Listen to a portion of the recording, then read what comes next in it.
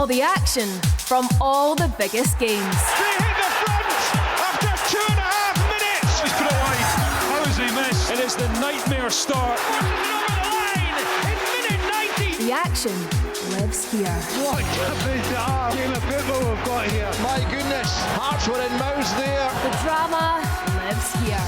He's gone down. Penalty given. Oh my word. Incredible. 2 or 3 minutes ago they were going to win it. It is complete and utter bedlam. Absolutely incredible drama. I just can't get enough. Oh, he's given a red card. It's the feeling that I love. It's pinball in there. Incredible. I just can't get enough. The passion lives here. Feeling that I love. The header. A first half hat-trick. That's a top-class goal. It really is. Goal! Offside. Oh, it's offside.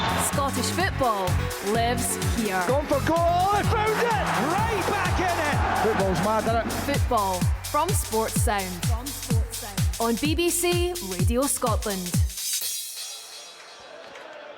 Good evening and a very warm welcome from Tannadice Park. Dundee United against Celtic in the second round of the League Cup, the latest of the ties in what's been a dramatic weekend so far. It always is. It's Liam McLeod here. I've got Pat Bonner and Mark Reynolds alongside me for the match. We'll hear from the guys in just a moment, but you are tuned in to BBC Radio Scotland Extra 810 medium wave and on digital, and this is where the football is. This is where the live action is, and this is where Andy Burke, our pitchside reporter, spoke a short time ago to the Celtic manager Martin O'Neill. Martin, welcome back. Firstly, how are you feeling? Are you fit and firing and ready to go? Hope so, anyway. Yeah, it's thank you very much, Sam. It's nice to be back. What are you expecting today? Your last trip to Tannadice was obviously a difficult one, but the team has kicked on in a big way since then. What sort of challenge are you expecting from Dundee United? Well, the same again, absolutely the same again. They played exceptionally well against us. They caused us plenty of problems that day. They deserved to win the game. And if we're not on the front foot today, we'll get the same treatment. I feel that I think that since that day, it's been obviously a great change in attitude, things like that there that finally got us over the line, which was terrific. And now a new season is upon us. We're the holders of the. We are wanting to do really well in this competition. I say the holders. My head's gone at the end of the day, and we'd just like to try and win the competition back if it's at all possible. It's very, very early stages. Dundee United will feel exactly the same themselves. They did exceptionally well opening day of the season against Rangers. A bit of a setback against Hearts, but they're raring to go.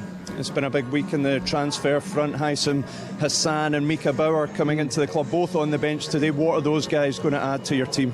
Well, Bauer's he's a very nice midfield player, and I think he will eventually settle down and hopefully do well for us, as Hassan will do as well.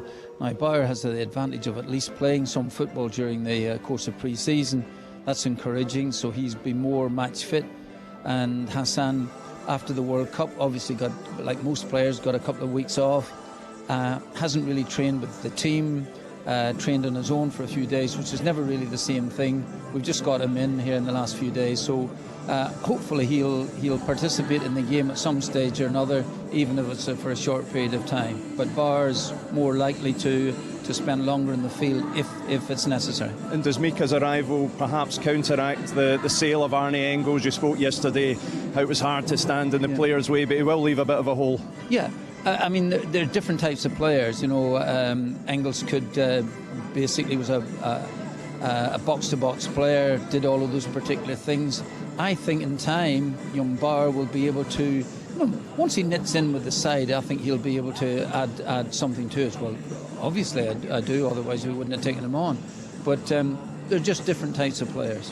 And just lastly, Martin, you would have watched from afar, I'm sure, and enjoyed the team's performance at Rugby Park last weekend. Have you asked for more of the same, that intensity and that attacking intent? Well, that will be necessary today. There's no question about it. Some of the lads who have just joined the football club will know all about it during the course of this 90 minutes. Let me assure you of that.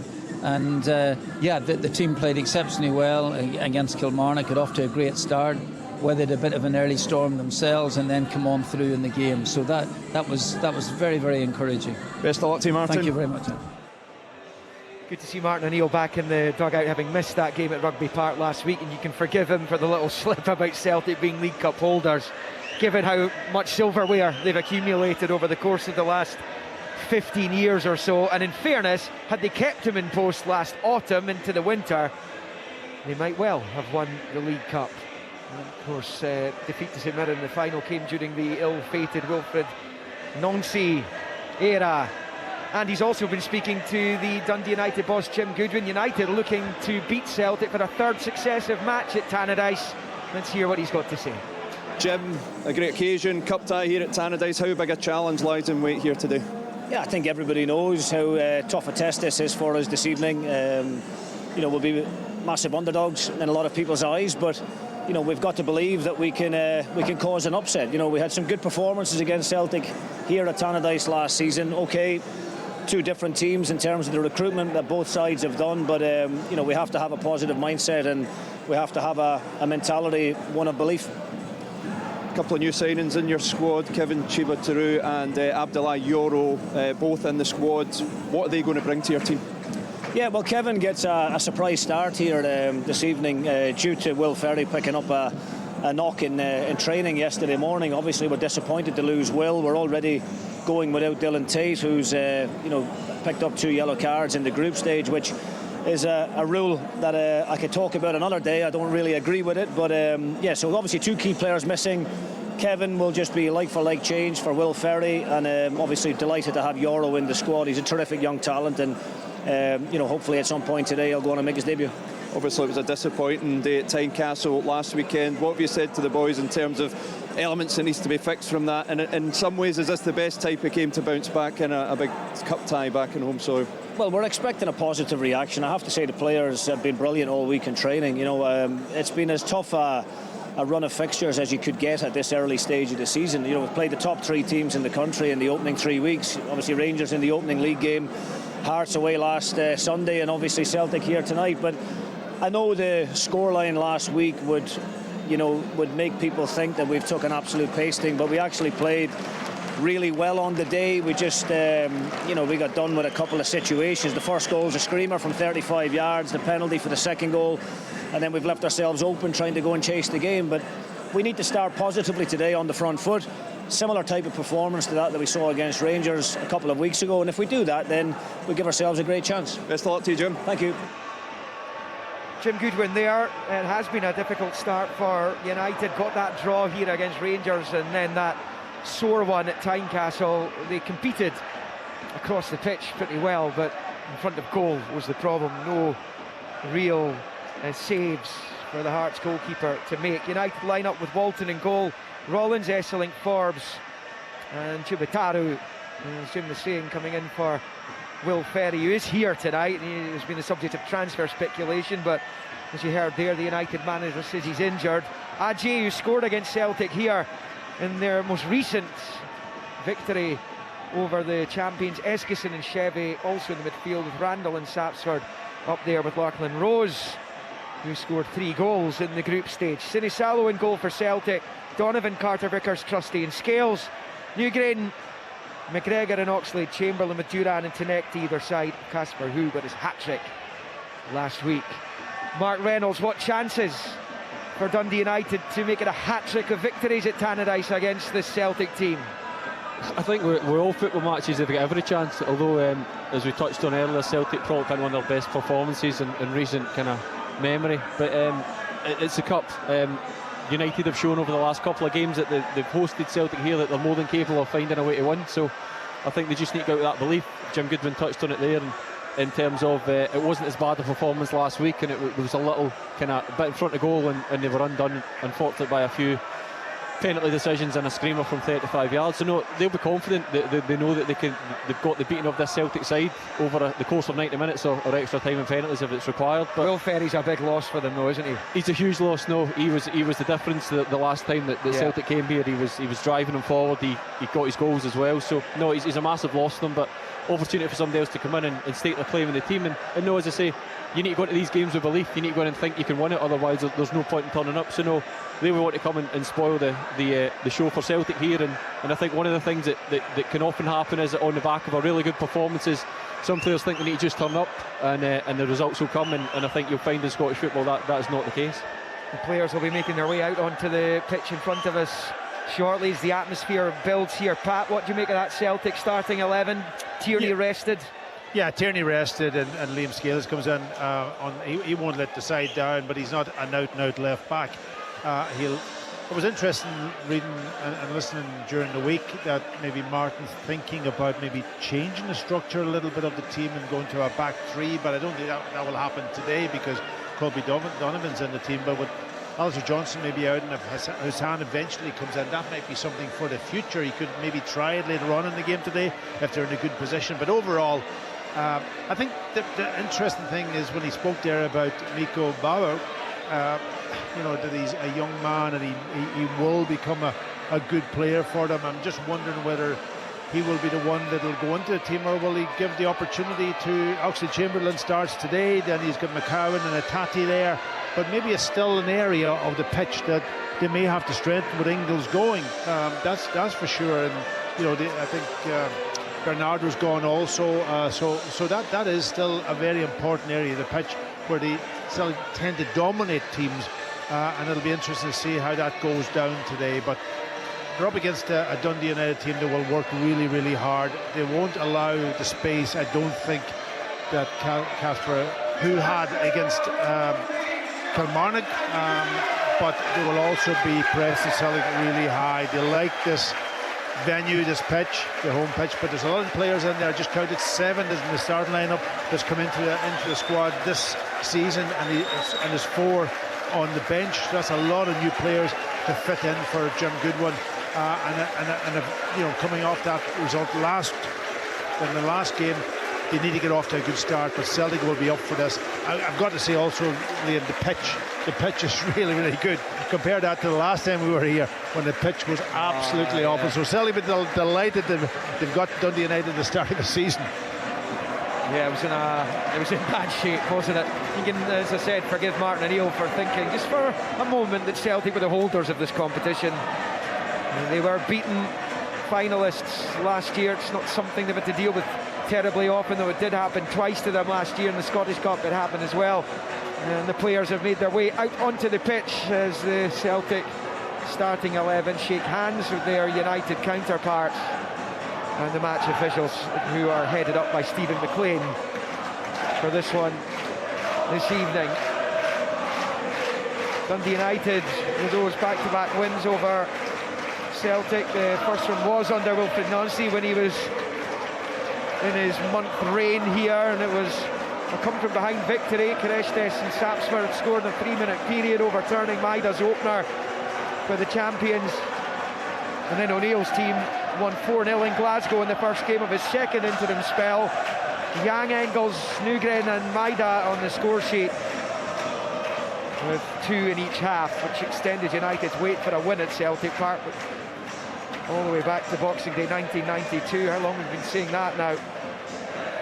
Then back here in March, Ferry and Adjei scored second half goals against a really poor Celtic on the day.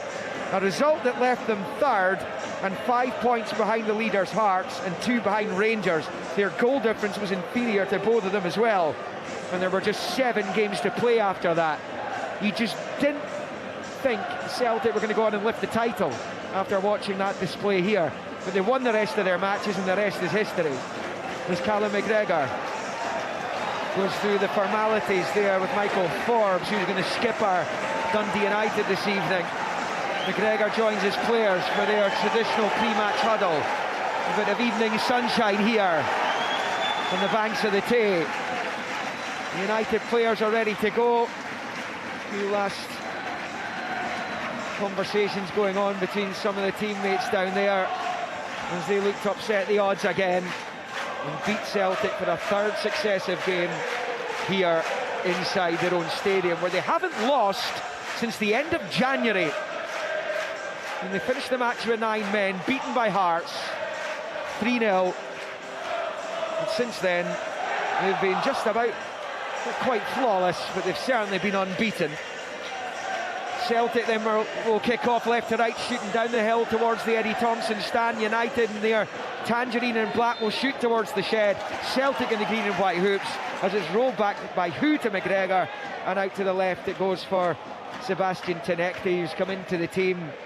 One of a handful of changes made by Martin O'Neill for the game, having gone with the same 11 in their opening 2 league matches. As Carter Vickers finds Donovan on the near side, forward to Who's, controls poor and Chevy's onto it, finds Sapsford, but it bobbles off him and breaks kindly for Callum McGregor, who rolls it in field to Oxlade Chamberlain, who goes back to Trusty at the edge of his box.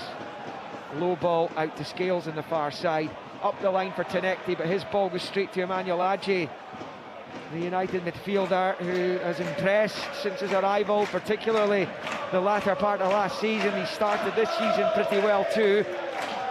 And it's moved out to this near side. A first feel of the ball for Chubotaru, the Romania international. Long ball forward from him, comes all the way through to Carter Vickers, and then out to this near side. He gets it to Colby Donovan. Celtic have that massive Champions League playoff first leg to come on Wednesday evening against Lask, the Austrian champions. They wait a long time for their return to the upper echelons of Austrian football. It's going to be a tougher task, you feel, than the one Celtic failed in against Kairat a year ago, as they try and make the league phase of Europe's premier competition after a year off last time. Donovan gets it from Carter Vickers on this near side and rolls it back to McGregor, who'll go back to Viliamison Salo, the number 1 at Celtic these days. He slips it to his left for Trusty, out it goes to Scales, getting his first action of the season, but his ball forward is cut out and it breaks to Adjei, as these two try and get themselves into the draw for tomorrow's quarter-final draw, and a place in the last 8 of this season's League Cup. After last night's thriller at Rugby Park, which Kilmarnock eventually managed to get the better of Ayr United in, we have seen Ross County and Aberdeen both make their way into the hat for that tomorrow, which will follow after the Rangers St Mirren game at Ibrox. It's going to be rolled over to this near side for Forbes, the Northern Irishman. As I said, skippering the team, but they've given it away midway inside their own half, and it's Camilo Duran trying to hold off Chubotaru, and he wins the free kick as well. And an opportunity for the first time in the match for Celtic to get the ball in on top of the United defence. 2.5 goalless minutes in. Yeah, and they take it short. It's always the case, but they want to just keep circulating the ball and trying to get it. I think the criticism in the first game was that they didn't have a lot of penetration. I thought there was loads of penetration last week, and that's important that they do that again today. Connected down the left, being faced by Jesse Randall. He's got his cross in, and it's just taken away from Benjamin Newgreen by Chevy's head, and it goes out for a throw into Celtic, level with the United 6-yard line on this near side. The Celtic right, and it's right down by the corner flag, just about, by the time Donovan takes this, trying the ball with his jersey as he bowls it into the penalty area. Flicked back by Duran, looking for Newgreen, but it's one back there well by Chubotaru, who gets it clear up towards the halfway line. Trusty meets it, forward it goes. Emmanuel Adjei gets there ahead of Donovan, and it's worked back to Chevy. He can only find touch though, and it's out into the stand below us. And Celtic have a throw-in round about midway inside the United half. Mark Reynolds. It's been a good start from Celtic. I think they've got on the ball and they've moved it quickly, and I think, as you expect, Dundee United are quick to kind of press the ball and get moving about. And I think the only disappointing thing, when they win back possession, they're not keeping the ball. They're kind of just trying to clear their lines. And given away by Chubotaru, who's in the box. He shows too much of it though to Esselink, who smashes it behind. It's fortunately, from a United point of view, it's come off the Celtic striker last, and that'll be a goal kick to the home team. But my goodness, Chubotaru's got away with one there. He had it pinched off him by Newgreen. Oh, he's had a bad touch actually, because he had a great opportunity himself to go and have to strike, but he kind of almost looked off his shoulder to see could he tap it or square it to somebody else, and then he was closed down. So yeah, a big chance, but that was poor from Chubotaru, the Romanian. Well done.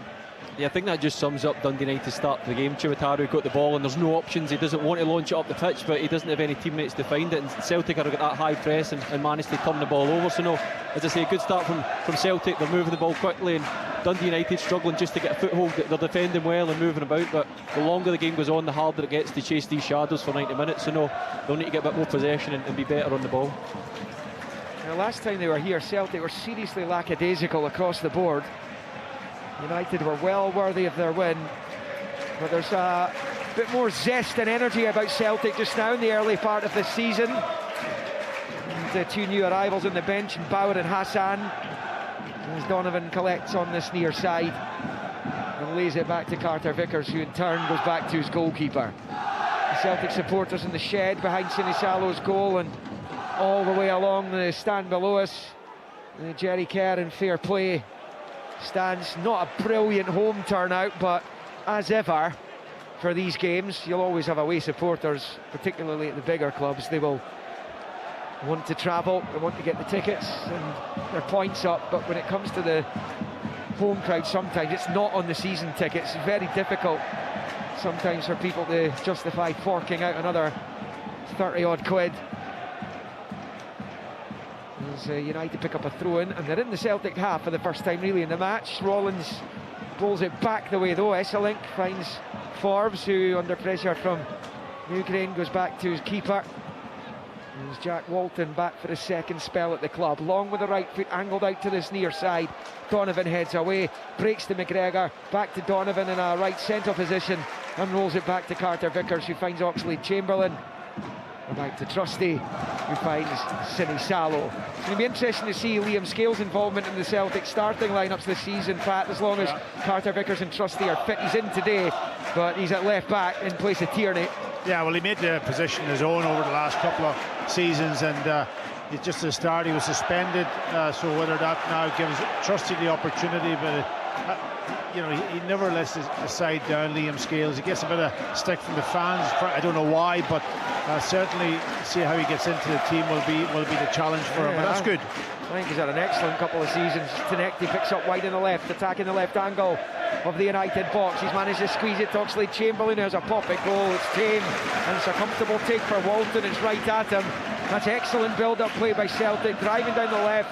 He's pulled back to Oxlade-Chamberlain at the edge of the box. It's on target, but it was never threatening, and it stays 0-0. Mark.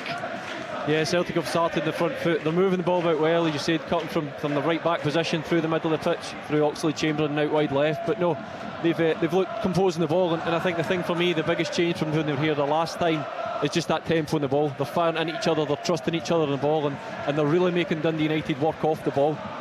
Difference when Dundee United get it, they are slowing it down a little bit more. They're trying to pick their passes and just trying to take the sting out of the game. I think the last thing you want to do is let Celtic get ahead of steam and start moving the ball, and it can be a long afternoon if that's the case. Collected by Eskison on the far side, rolls it back to the edge of his own box. Esselink to Forbes, under pressure from Duran, who's all over him. He's facing his own goal now. It's not what he wants. He's passed it out to this near side. It bounces off Eskison, but over the touchline, and Celtic have a throw-in in an attacking position here down below us. Yeah, they had an opportunity to play that ball forward. They obviously, as you said, Mark, tried to slow it down, but I think the pass forward was on there, and they put down the ball at risk. Bowled in towards Casper, who on the stretch can only toe it behind for the goal kick. United look almost reluctant to send that long ball up front. They've had a couple of opportunities where the full-back or the centre-backs had a chance to look up and send it long, and he's opted to try and play short, and it's playing right into Celtic, who are on that front foot and just ready to press, and they almost look like they're setting a trap and waiting for it. They've already had a little bit of success with the turnover early on, and I'm sure that won't be the last. And they have that target up front now, Rose, isn't he? He's big enough, he looks big enough and strong enough to be able to hold it in. He caused Rangers plenty of problems in the opening night here. Carter Vickers slides in, wins it back, and finds Oxlade-Chamberlain. That was a bonus for him. To the right, it goes to Duran. Newgrain ahead of him, decides to chop back away from Adjei, and that's a great ball out to Tenecti, left-hand side of the box. Cuts in field, on the right, on the left, pulls it across, wins the corner. Important block that, as it goes bouncing off Rollins and behind for Celtic's corner. Yeah, he'd done well. It was a good pass out to him, and he took Rollins on, but Rollins stuck to his task and got a vital block in when it just looked as if he was going to roll that ball across to Casper Hu. Tenecti over the corner, in swinger with the right boot coming up. Bends it into the 6-yard box, headed away by Rollins and helped on its way by Eskison, and now it will go for a throw in to Celtic, level with the 18-yard line. Yeah, it's noticeable from Dundee United though is that they're playing with their back four. They're keeping them at home at the moment, and that player sitting in front, Eskilsson, Danish player, he's sitting in front there protecting that back four, so there's a lot less room for Casper who to operate in. 10 minutes in, sorry Mark, still 0-0. No, I was just going to say they're absolutely not going man for man there. They're using that back four and making sure that they're doubling up, and there's plenty of cover there. But I think even last season Dundee United defended their box very well for me. They always win that first contact, so it needs to be a good ball in. But as we saw last week, Casper Hughes got that movement, and you think you've got him, and he just drifts off and finds his space. It's back with the United keeper Walton, under pressure from who gets it away. It's not a great ball out though. Oxlade-Chamberlain first time out to Duran on the near side. Celtic win it back, cheaply given away by the United number one. Out to Tenecti on the left, back to Scales, but the pass back to Tenecti was well read by Rollins. He pinches it back for United, trying to squeeze it in field to Randall, who goes down, and that's going to be a free kick to Dundee United wide on the right side. Yeah, Liam Scales struggling a little bit to find his passing in that left back position, giving the ball away on a few occasions, and I think just rusty as he hasn't played. He's been out of the team, and the left back situation is different than when you play centre half, less opportunity to get your passes. No, I think the other one that's struggling with his passing for me is Jack Walton. That's been 2 or 3 passes that's come to him in the middle of his 6-yard box, and he's just sclaffed, and they've dropped right in the middle of their own defensive half and causing real problems. Throwing United up the pitch here though, into the box it comes, might break back the way to Eskilsson, and he shoots off the post. Best chance of the game so far, and it comes for Dundee United, and Julius Eskilsson has his head in his hands there as he smashed it from just on the edge of the box. Sinisalo was absolutely rooted, and it bounces off the outside of the post and away to safety, and it stays goalless.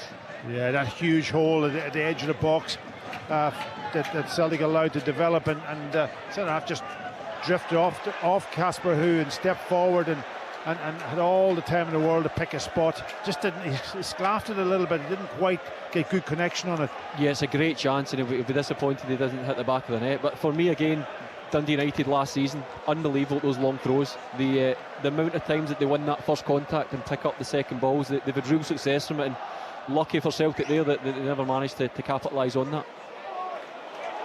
And a good opportunity it was, but here come the visitors, and it's Who rolling it out to Camilo Duran, attacking the United box now, right side of it, onto the left side. His shot is blocked by Eskilsson, and it pops out to this near side. In fact, it's a long one forward, looking for Randall, and he evades him, comes all the way through to Sinisalo, who plays it short to his left for Scales, who strides across halfway, and infield to Oxlade-Chamberlain, and goes back to Trusty.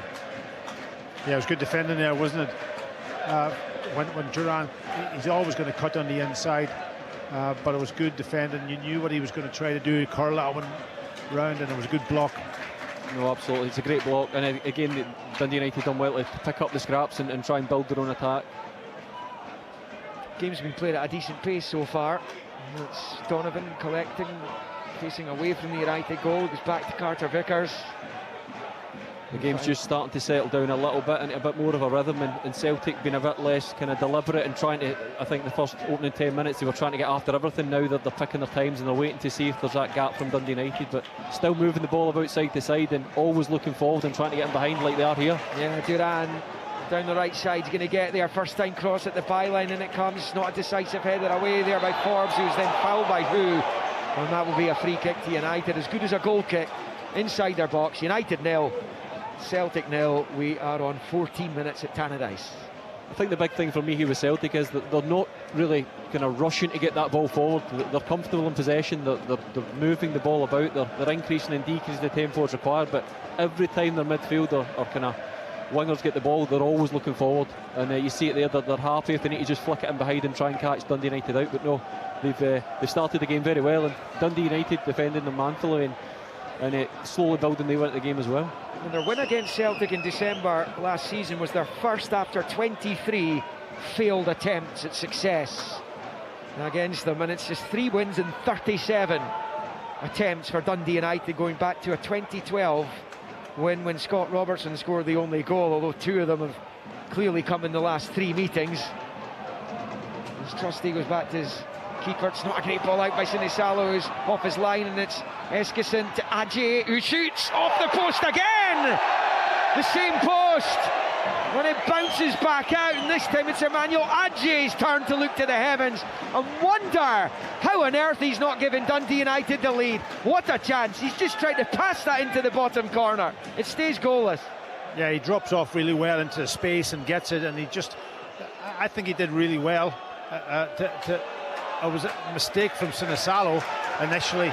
He just put his foot through it, and he didn't make good connection. Meantime, there's a foul in Tenecti on the far side. The card is out for the first time in the match.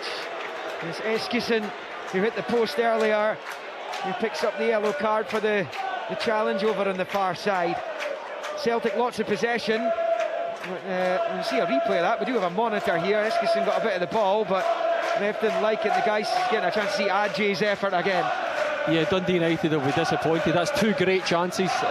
They've stuck to their task manfully, and while they've not kind of controlled the ball, they've defended well, and they've forced Celtic into mistakes, and more importantly, when Celtic have made the mistakes, they've managed to capitalise on it. So no, I think Jim Goodwin's going to be relatively happy. The game plan's working, maybe not getting as much of the ball as they want, but making Celtic working.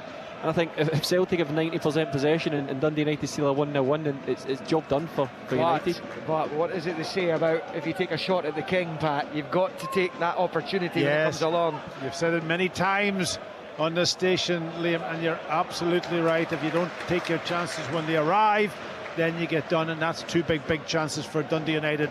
Absolutely. I thought Adje did possibly maybe a little bit more pace on a shot, that was all, but he got almost the accuracy, and it was low down to the keeper's right hand side, who didn't really have a Scooby with that one, but he gave away the ball, which is critical. I say take a shot at the king. Of course, St Mirren are the kings of the League Cup right now.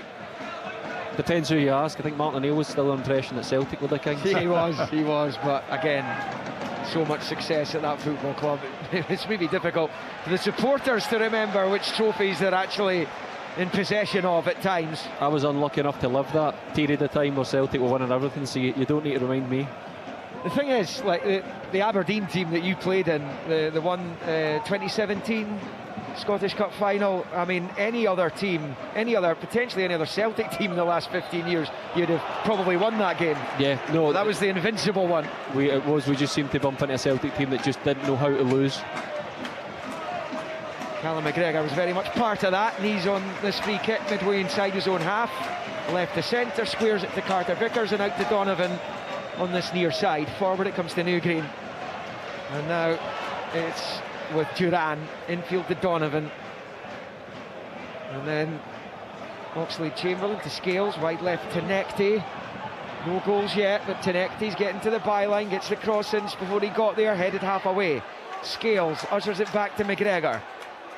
Tenecti is still available out on the left. That's where it is now, up against Rollins, gets his cross in, headed away by Esselink.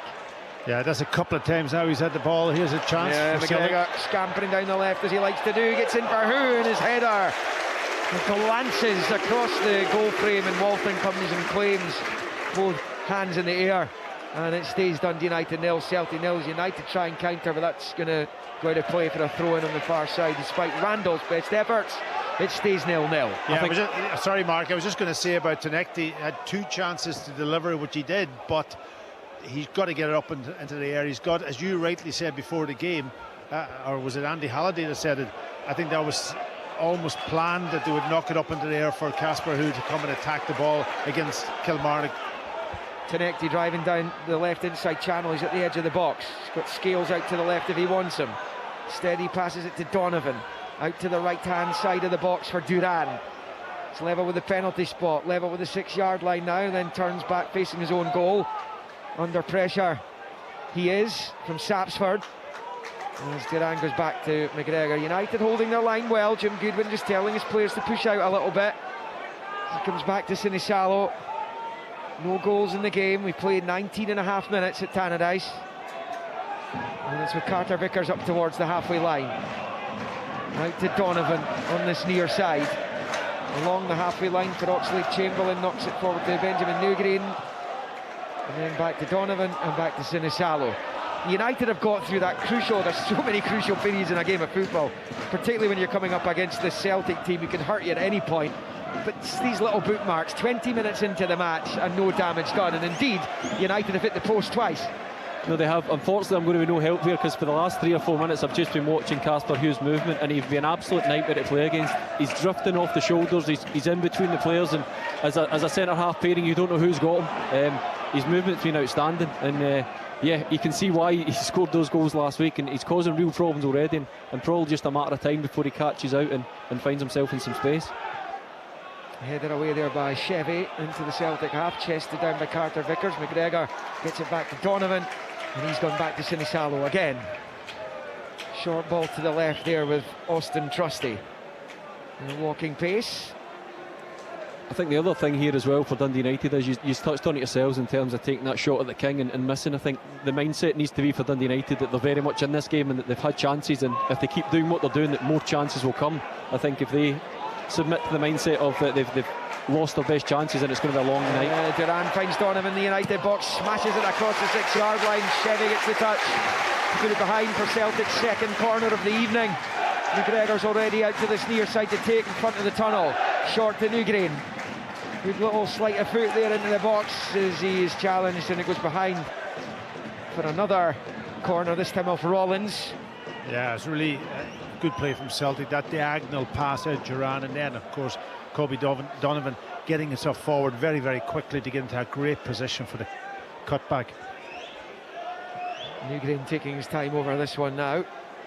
He looks to bend it in with the left foot, and it comes flick for goal. It's a brilliant header from Trusty to give Celtic the lead at Tannadice. Outstanding glancing header across Walton into the far left corner of the net. And Celtic, who have had to survive 2 United attempts off their upright, have the lead. Dundee United 0, Celtic 1, 22 on the clock. Yeah, listen, the goalkeeper, no chance with that one. It was a good corner, hit him with a bit of pace into that near post, but he gets across. I'm trying to see, it was Esselink who was maybe picking him up. He was slow to react for Trusty's run. Maybe he was blocked off, but certainly, yeah, he came through a number of bodies to try to get to him, and Trusty got there first, and all he needed was to get a touch on the ball, and it goes in off almost just inside the back post. But good corner from Celtic. No, it's a great corner. It's a hard one for Dundee United to try and dominate in that 6-yard box. It's great movement. He runs them through a pack of players, and with that type of ball coming in and we're getting first contact and glancing it across the face, you say goalkeeper no chance, and defender, once you lose that half yard you can't make it up. And perfect delivery in, perfect header, and yeah, Dundee United will be disappointed. Well, they'll be doubly disappointed given they had those 2 efforts off the post, and that's what Celtic do. Don't take those opportunities, and Celtic are hungry for more. Oxlade-Chamberlain's got Tinecti away down the left again. Infield, he comes at the left angle of the box, waits for Scales in the overlap and gives it to him. He's round about the corner flag though. Back to Tinecti. Perhaps being a little bit more direct would have been more beneficial to the Norwegian-born Tunisian there. This comes back to Carter Vickers in the centre circle. Newgreen forward to Who. Out it comes to Duran on this near side. Little ball infield to Newgreen. He's managed to slip it into Oxlade-Chamberlain in the box. Ominous for United. Across it comes off Who. Bundled home. Duran finds the net. It might well have come off Who's hand, but I think it might have come off a body part first. And Camilo Duran comes over to celebrate on the near side. His first Celtic goal. 2 goals in less than 2 minutes. And Celtic have 1 foot in the quarters. Dundee United 0, Celtic 2. How ruthless is that? Yeah, they've just accelerated through the gears against Celtic, and Dundee United are rocking here. I think they're claiming for the handball from Who. It definitely hits him in the hand, but I don't know the exact ruling for him. If he doesn't capitalise on it and score and somebody else does, there might be a way that the goal will still stand. But no, it's great play, great movement, great ball across the back, and it's a great reaction to get that ball in the net. So it'll be interesting to see what the officials say here, but it definitely hits him in the hand. I just don't know what the exact rules are. Well, I don't know whose foot it's come off. It might well have come off Who's foot first and then bounced back onto his hand, but I think that's past the VAR. I think they're looking for a possible foul by Who now rather than the handball. So they're happy with the handball. Duran, wide smile as he puts Celtic 2-0 up, but they are looking to see if Who fouled the defender here. Yeah, they'll take a bit of time in this. Yeah, obviously using his body strength in that 6-yard box, both of them sliding in for the ball. I don't think it's a foul. I think probably Yeah, I'd be disappointed if it come off his hand and falls into the path of Duran, that's for sure. But I don't know what the rule is on that. The guys are having a look at a replay of it here. I don't think there's a foul. I think he was actually, the defender Essling was holding him actually a little bit. I think they're both at it. You've seen them give him both ways, but no. Right, the goal's going to stand here. 2-0 to Celtic, and Dundee United are in a whole world of trouble now. I think we're talking about whose physicality and his goal scoring ability, but that's what Celtic have missed. The ball gets fired across it and he manages to hold off the defender. He makes it drop, and credit to Duran, who's the first one to react. I think he's the furthest away of 4 players, the other 3 being Dundee United players, and he's on the front foot, he nips between them and he gets his goal. Yeah, exactly. You know, it's his body strength trying to use it. Obviously the defender was under real pressure, he had his arms around him, but that didn't hold him back. And as soon as that ball comes in, he's hungry for goals. You can see, put it in there and at least I'll go in, and then anything can happen. And that's what happened with Duran then following in after he got the first touch on the ball. When it came wide to him, he carried on his run. 15 goals and 10 assists Duran managed for Karabag last season, and he's off and running in the green and white hoops as well now. Dundee United suddenly from a position where they were bedded into the game, having had the 2 best chances in the game, now find themselves potentially out of the game. Yeah, they haven't done a lot wrong, Dundee United, that's for sure. They haven't. But it was that, again, penetrating run from Celtic, initially from Duran, and I think Oxlade-Chamberlain was involved in it, and that difficult to pick up. Yeah, these are the types of Celtic teams that I remember playing against. These are the teams where it's an even game, there's not much in it, and Celtic find a goal, and then before you know it, they've got another one, and they'll just keep building, and it's a huge uphill battle for Dundee United now, and they go from being organised and shifting the ball across and keeping Celtic largely contained to now 2 goals down and needing to make something happen. Yeah, 2 in a couple of minutes for Celtic. Trusty finds Carter Vickers right of the centre circle inside his own half, lays it forward to Newgren. He goes back to Trusty. Mark mentioned it, that Celtic have kind of settled into the match, and they were just trying to pick United off. They've managed to do it twice. And the next goal is now massive in this tie. Scales, Celtic looking for it, and it comes, almost felt Oxlade-Chamberlain. Celtic supporters howling for handball in the box by a United defender. Oxlade-Chamberlain finds Duran wide on the right, back to Oxlade-Chamberlain, bends the cross in, and it's flicked away there by Rollins. And the referees spotted a push, and United will have a free kick inside their own box, despite the protest of Casper who felt his shirt was being held. Yeah, you just have to put it in there, haven't they? You know, and you're hoping then that Casper who either finds a bit of space or he ends up, you know, out muscling the defender. But the defenders did well on that occasion, holding them off.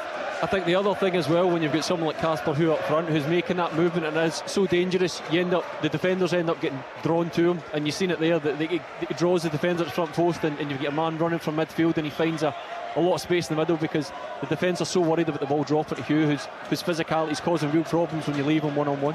Mentally, Mark, this must be so tough for these United players. How can they try and go back to the well now, having been competing well in the match, and then suddenly a quick 1-2, and they're on the precipice? As crazy as it sounds, can they just keep doing what they're doing? They've not done much wrong. Pat touched on it earlier. They've done well. They're unfortunately 2 goals behind, but no, they just need to get back on, get the ball moving, and really try and take the sting out of the game, because if you give Celtic a chance and you allow them to build up that head the same, then 2 very quickly becomes 3 and 4 and 5. Yes, United were on the receiving end of a 9 a few years back, during the Postecoglou days. Here's Tenecti, stretching his legs, driving across the halfway line, driving into the United half. He claims he was fouled there, but the referee is going to bring it back. Stephen McLean, and it will be a Celtic free kick, just about midway inside United territory and slightly left to centre. Yeah, he did get fouled, but I thought his pass was poor.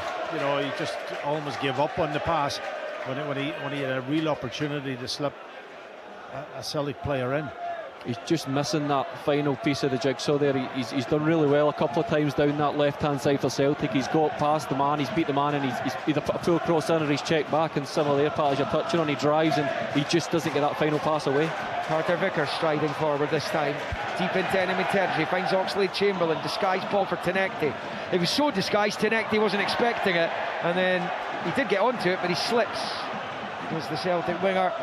And United come away with it with Sapsford, who's driven it forward, looking for Lachlan Rose, who is just not involved in this football match whatsoever, really.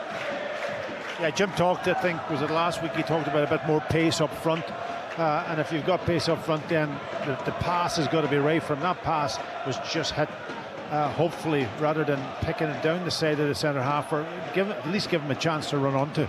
Yeah, and you asked earlier, psychologically, how do you deal with that as a defender, dealing with Hugh? But more importantly, psychologically, that's worse when you're defending the whole game and you get balls going up front that are not getting held up, and you don't look like causing problems, and you kind of wonder how you're going to find your way back into that game. Bang on the half-hour mark, Celtic leading by 2-0 here on Sports Sound and BBC Radio Scotland, on Extra 810 medium wave, and on digital. If it's the fans you want to hear from, that's on FM and on Sounds and the BBC Scotland YouTube channel for the fans.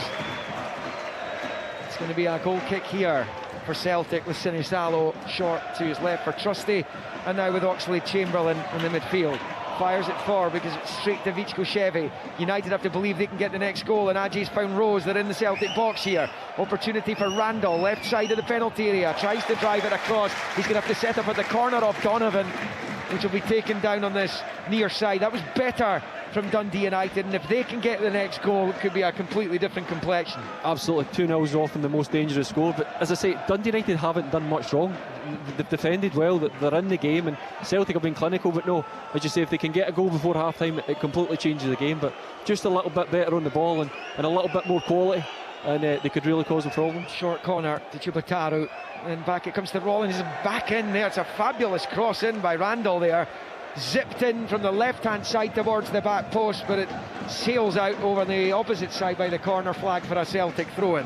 Yeah, he just came around the back. I think Celtic were sleeping. They lost him, and he should have had a touch on that ball, because it was a great corner right away to the back post with a bit of pace. All he do is just get a touch on it, and Celtic were in trouble. Yeah, it's a great opportunity, and it's not even the two best of the game. They've already hit the post twice, which is incredible to think that had those been 6 inches other way, this could have been a 2-2 draw. So no, it's been an interesting game, because United definitely in it, but just not as clinical in front of goal, and Celtic the complete opposite. It's just so punishing, isn't it? The ruthlessness of Celtic, we know that, we've seen it, it's woven through their history. You don't take your opportunities against them, they will get you, and they have done. United though with a throw in high up the pitch here, it's bowled into the box. Scales wins the initial header, next to Eskison at the edge of the Celtic box, back to Chevy. Oh, that's a chance that Rollins was taken there, and Duran was almost onto it one-on-one with the keeper. Instead United have it, wide the right, Sapsford away from Scales, into the box. His pullback is going to come off. Scales will go behind for the corner, but it could have been so much better for the Tangerines there. In fact, flag's gone up. Celtic free kick. It's offside, I think. Yeah, Celtic free kick. It's great defending. 3 of them offside, actually. It ends up being great defending. I don't think I would like to see that too often, waiting 3v1 in Celtic's favour, but no, the defender is great, gets it wide to Sapsford, and again another chance offside, but still causing problems, and if they can just find that little bit of clinical finishing, they could cause some problems for Celtic. Long ball, Sinisalo, who wins the header, sliding in, Neil Green can't retain it though, it's Randall, and then out to this left hand side, Chubataru. Long ball down the left, cut out by Donovan. Bounced off Donovan's hand there, but the ref's going to bring it back for something. Yeah, it will be a United free kick for a handball eventually. And this is just inside the Celtic half, I think, although Chevy's taken it from inside his own. And rolls it back there to Forbes. 34 on the clock, 2-0 to Celtic. Eskison on the turn, slides it forward to Adjie. And out to the far side. And couldn't keep it in play, it was Sapsford, and Celtic have it back with Tenecte, forward to Who, fires it back to McGregor, who's had it nicked off him by Adjie. Excellent from the United midfielder. Out to the left here for Jesse Randall, can attack the Celtic box. Randall on his left side shoots, blocked brilliantly by Donovan. Carter Vickers plays it back off Donovan, who was on the floor, and behind for a Dundee United corner. Yeah, it's been better from Dundee United. They've got a little bit more tempo in the game, they're moving the ball about. It was a great tackle in the midfield there, and they get up the pitch, and as I say, causing problems. It's not been all one-way traffic today, and Dundee United have had their chances, and just unfortunate that they haven't managed to capitalise on any of them. Dundee United corner then, and an in-swinger it will be from Randall. Into the box it comes to again, it's towards the back post. Sapsford head it back across the 6-yard area. Chevy nods it towards goal, can't find Rose, and Celtic clear. Ajay picks up the scraps over on that far side. Out to Sapsford, up against Scales. Sapsford and Randall have swapped wings, but it's given away by Sapsford, though there's a slip by Tenecti. Sapsford fires it in the box, headed away by Trusty. The United fans appealing over on that far side for something. Are they thinking there's a handball in the box here? Sapsford smashed it into the area. I think they must feel that there's a Celtic hands touch this, and there is a delay for a check here. Stephen McLean has halted proceedings. It was fired in, and it did take a nick off somebody, but It come cleared off the shoulder. Yeah, I mean, it come off the shoulder. I think the rule is up to the sleeve, so it certainly looked higher than that. But no, there is a definite move towards the ball. But yeah, the VAR officials are happy with it. Jamal Foxley-Chamberlain. It's a throw-in for United only into the box. Ajay back out wide right. Sapsford wins another corner. Good response by Jim Goodwin's team to going 2-0 down. 36 on the clock.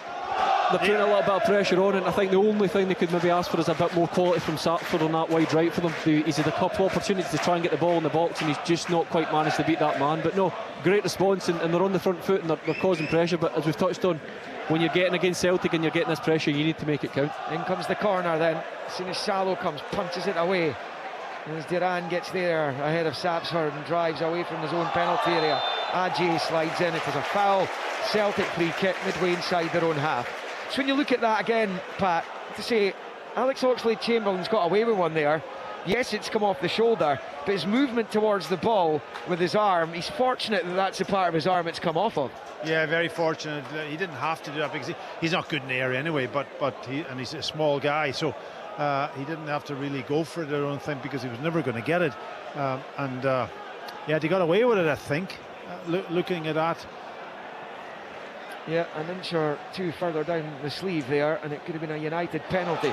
Here comes Celtic though. Scales on the left, gets the cross in. Who's waiting?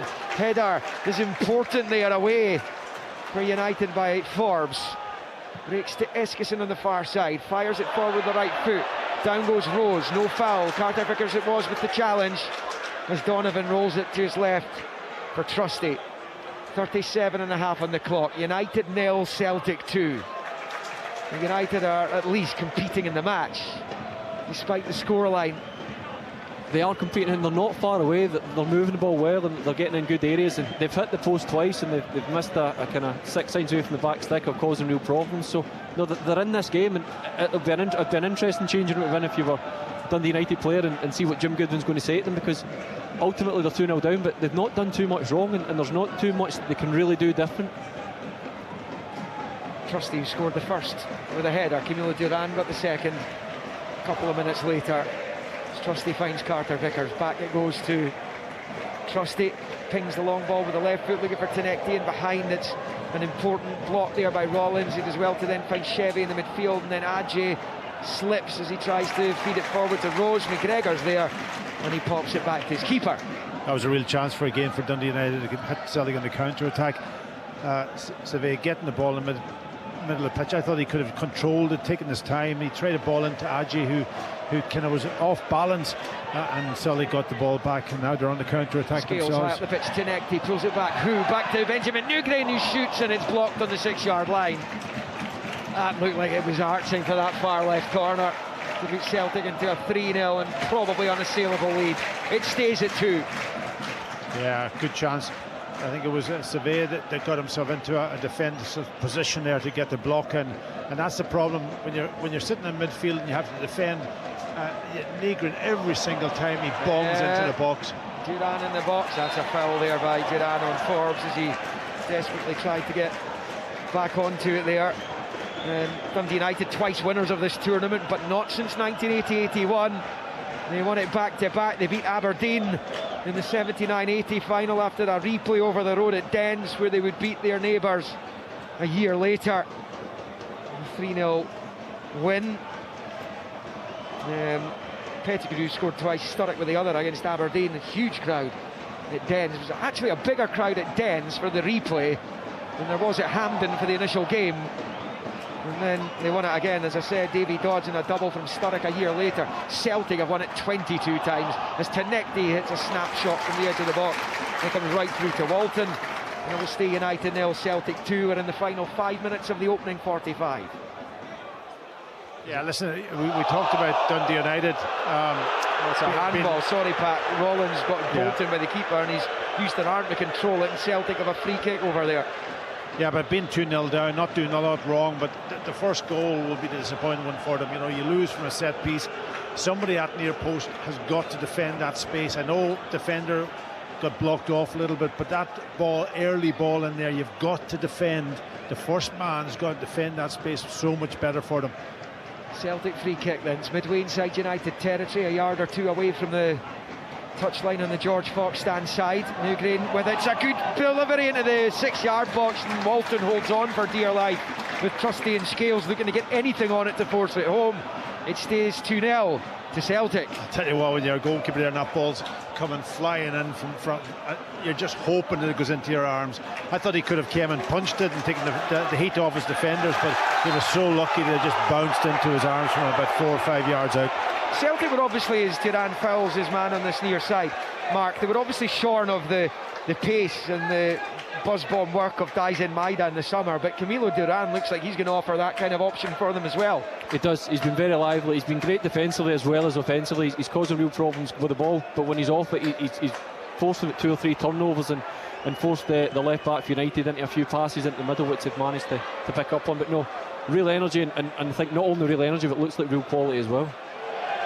It's gone under the foot of Rollins on the far side, and out for the Celtic throw in a fairly inauspicious couple of minutes for Josh Rollins, the United right back. Trusty goes back to his keeper, Sinisalo to Carter Vickers, and then to Sinisalo, rolls it to Carter Vickers again at the edge of his box. Yeah, Rose has got a real tough job up there, hasn't he? You know, he's running around in between the goalkeeper and two centre halves trying to close him down. Not easy. He needs a bit of help, I think. Yeah, and it's kind of too early for Jim Goodwin to hit the panic button, isn't it? Even though they're 2-0 down, they'll want to just stay in the game. If they can find a goal, they could potentially find a way back into this cup tie. Yeah, I think easier for Jim Goodwin if they were really struggling and it was obvious what was going wrong and something needed fixed, but ultimately there isn't too much that United are doing wrong. As Pat said, that they didn't defend the first goal well, and that's something they can look at, but it's not going to help them tonight. But it's it'll be interesting to see what he comes out with after half time, and see if he does make big changes, or if he identifies an area where he thinks he can get success. Celtic on the ball with Carter Vickers, and he touches it out to Camilo Duran on the near side. Chip ball with the left foot, looking for Newgreen, diving headed away by Forbes. And Duran, again, good work rate to win it back ahead of Adjei. Sweeps it back to Trusty, who finds McGregor, who goes back to Sinisalo.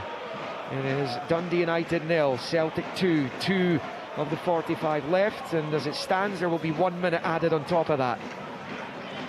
Sinisalo short to his left for Trusty, who pushes it forward to Tenecti, but he can't find him. Now United have it with Sapsford wide in the right, Scales for company now though. Sapsford level with the Celtic penalty spot, looking to pop it through for Eskison, and it evades him, and it's clear by Oxlade-Chamberlain.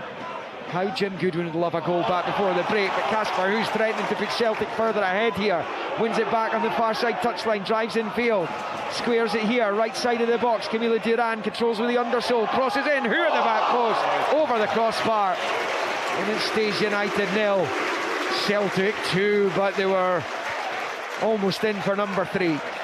Well, it was great play by who initially, just a ball down the channel. It looked as if he wasn't going to get it, but he just stayed at it and won the ball, and then suddenly a good pass out to his right hand side for Duran, but you could see him almost desperate to get that cross, and he did get it, but just got over the top of the ball. Yeah, I mean, what defenders are going to have to deal with here is a guy who scored in the Champions League against Inter Atletico Sporting in Manchester City last season. That's a proper striker Celtic have signed here, one with real pedigree and fabulous time in that terrific Bora Glimt side. And Chevy picks up on this near side and knocks it forward here as Randall plays it back to Chevy, and then forward into the Celtic half for Adjei. Oxlade-Chamberlain all over him, but he's found Randall, knocks it forward, looking to try and get Chobataru involved, but it's won back there by Donovan. He finds McGregor to Carter Vickers and to Donovan. who clears his lines up towards the halfway line, and it breaks kindly for Rollins, who moves it back to Jack Walton.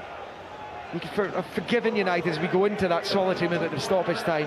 Forgive United for perhaps going into their shells when that second goal went in, but they've put up some fight here to try and keep their League Cup dream alive.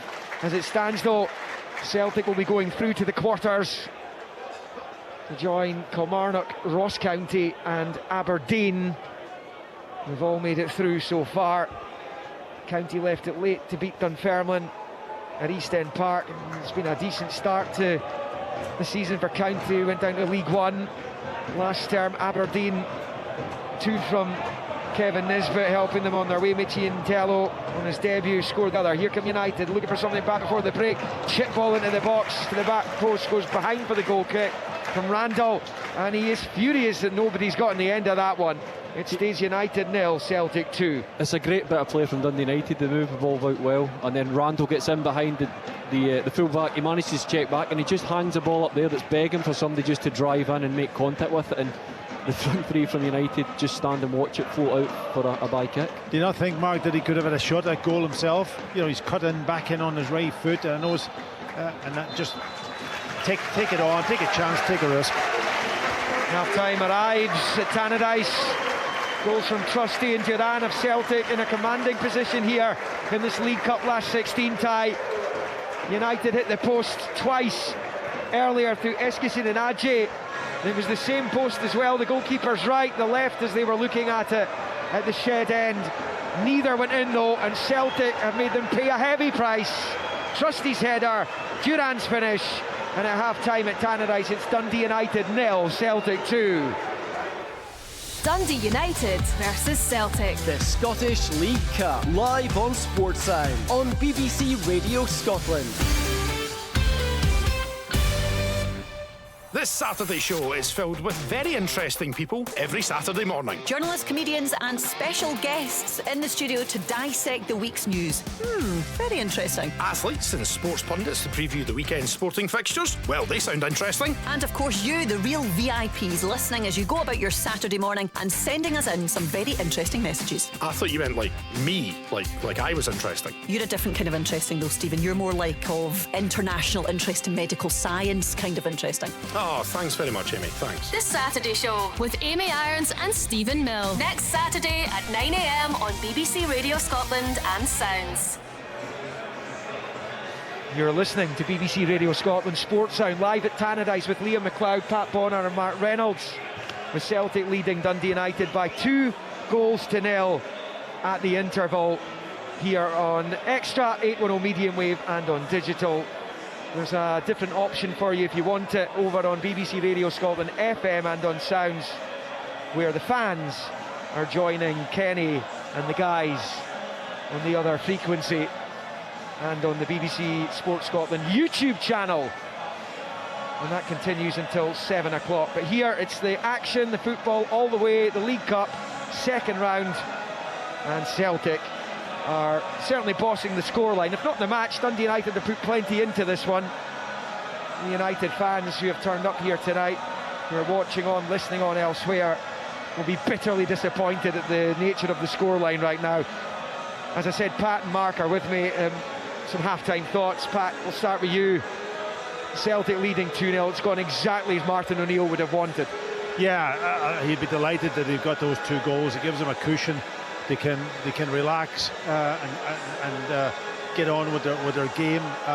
When it's 0-0, you're maybe dominating possession, but if you haven't got that vital goal, then you're under that bit of pressure. Dundee United will be playing down the hill in the second half, which I think they like, Mark. I think you said that before. That's their favourite way to play.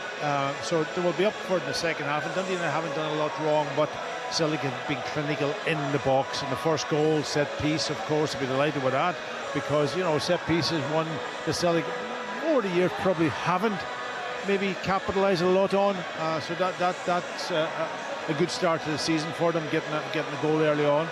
But the second goal then, it was just really about the strength of Casper, who inside the box, good penetrating run, and getting that ball into an area where he's always going to be in that 6-yard box.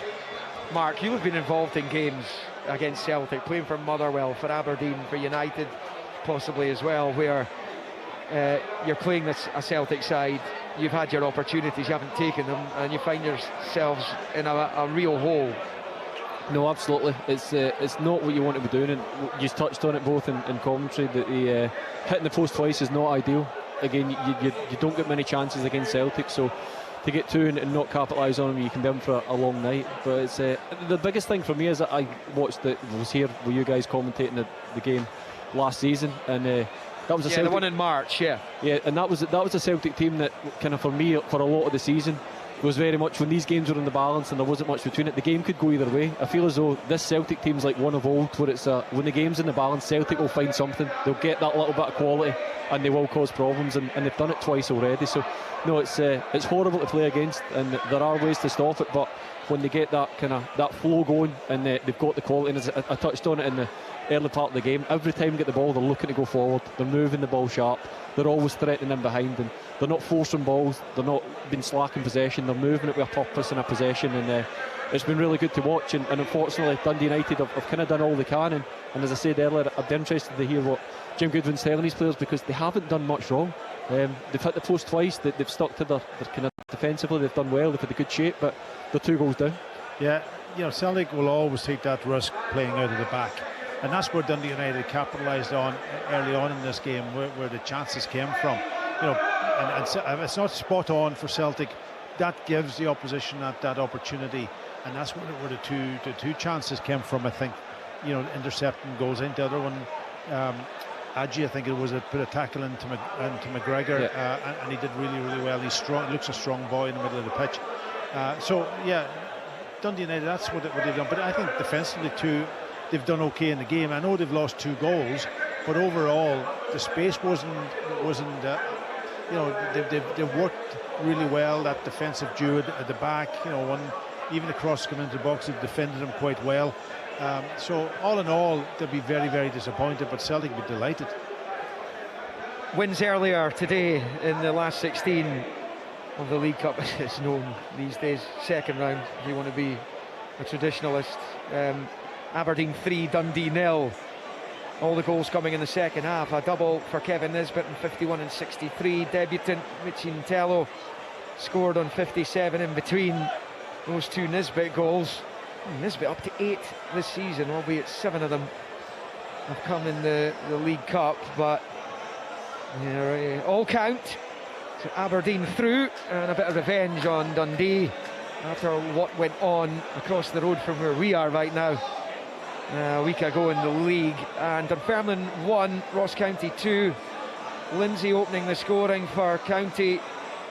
Oyerworth equalised for Dunfermline with 13 to play, but Chin with the goal 4 minutes from the end of the 90 meant it finished Dunfermline 1, Ross County 2, and that all coming after last night's encounter in Ayrshire. And what that game it was, is Kilmarnock edged out neighbours Ayr United by the odd goal in 5, having twice trailed in the match. Nicky Koshenko with the winner, just as it looked as though it was going to be heading to extra time. So those are the teams through. Celtic, as it stands, will be going through. United have 45 minutes to try and sort that out, and we've got more League Cup action to come for you tomorrow. 3 games kicking off at 2 of them in Edinburgh. Hibernian against Partick Thistle, Hearts against Cali Thistle, and Stenhousemuir will be taking on Motherwell at Ochilview.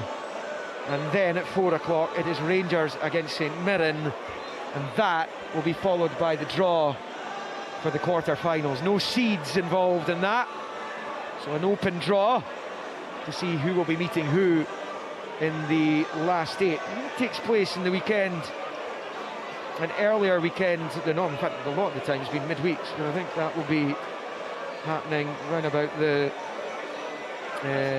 12th of September weekend. The quarter-finals for this tournament will be taking place. Before all that, big European action, of course, to come here on Sports Sound during the week.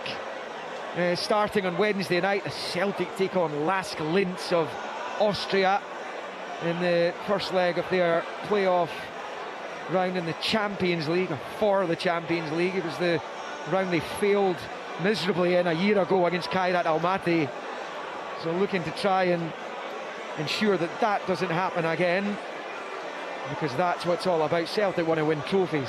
They want to win a domestic treble every single season, but they want Champions League football to go along with that, and they will get a stab at that starting against Lask on Wednesday. They return the following Tuesday in Austria, and on Thursday it's all about the Conference League. Could have 4 teams in the Conference League, which would be quite remarkable. Motherwell have a tough one though against the runners-up in the Europa League last season. Freiburg, the German side, were beaten by John McGinn's Aston Villa in that final in Istanbul last season. Ghent will host Hibernian. Hibs are the only Scottish side away from home in the first leg, so they've got the advantage of being at home in the second. Those two kick off at 7:30. 7:45 kickoffs, Hearts, Rapid Vienna, and Rangers at home to the Czech side, Jablonec. So those are two 7:45 kickoffs, but I think Pat's had just about enough time to polish off his half-time snack. See how I dragged all that out there. I'm promoting just about everything that we are covering in the next week to ensure that you were able to consume your half-time snack, which I have in front of me. I'm not going to have time to have mine though. Well, let me talk now for a while, and Mark.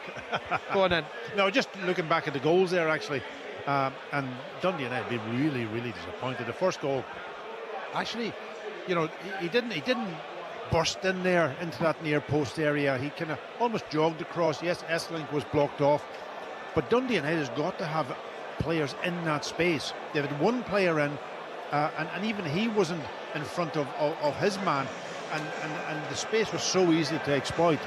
And all then Trusty had to do is just get a touch on the ball towards the goal, and anything can happen, and that's what happened in back of the net. In the second goal, I think it was Chamberlain, Oxlade Chamberlain, ran off the back of Savage in the middle of the pitch, and got into a very, very dangerous area to play that ball across the 6-yard box.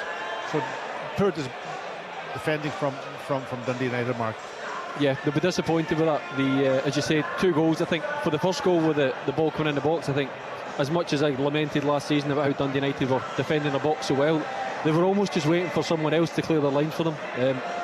I didn't see it, but it looked for me, certainly from the game, that they didn't actually have MD. Usually you see a defender will stand and he'll kind of mark that 6-yard area for any of those flatter balls coming in, and I don't know if he wasn't there or he was slightly deeper, but you need that to be the first contact, especially if you're putting a low flat ball in. As you say, it didn't come on with great pace, it had enough pace, but it caused problems, and if you're not going to get that first contact, then you certainly need to be causing more problems in the air, because he gets a full chance to flick it across and the block comes in. And as you say, for the second one as well, it was one of those passes that cut through, and Celtic have caused real problems with those balls through. They put a few over the top to make Dundee United think about what they're doing. They're pulling their full-backs wide, and Hughes causing real problems between the two centre-backs, and he's occupying them both. And the midfield, at the time, as you touched on, it was Oxlade Chamberlain that makes the breakthrough, and he capitalises in that space that's left because Hughes pulling the But as the a other midfielder, you've got to be marking him. You can't let him drift off your shoulder, off your back. Absolutely, especially when your two centre-backs are so preoccupied with the striker. You can't expect one of them to step out, because as soon as he starts trying to pick up runners, you leave yourself one-on-one with Hugh, and we've all seen what happens when you leave him man for man. Is that communication or just poor anticipation by the player himself?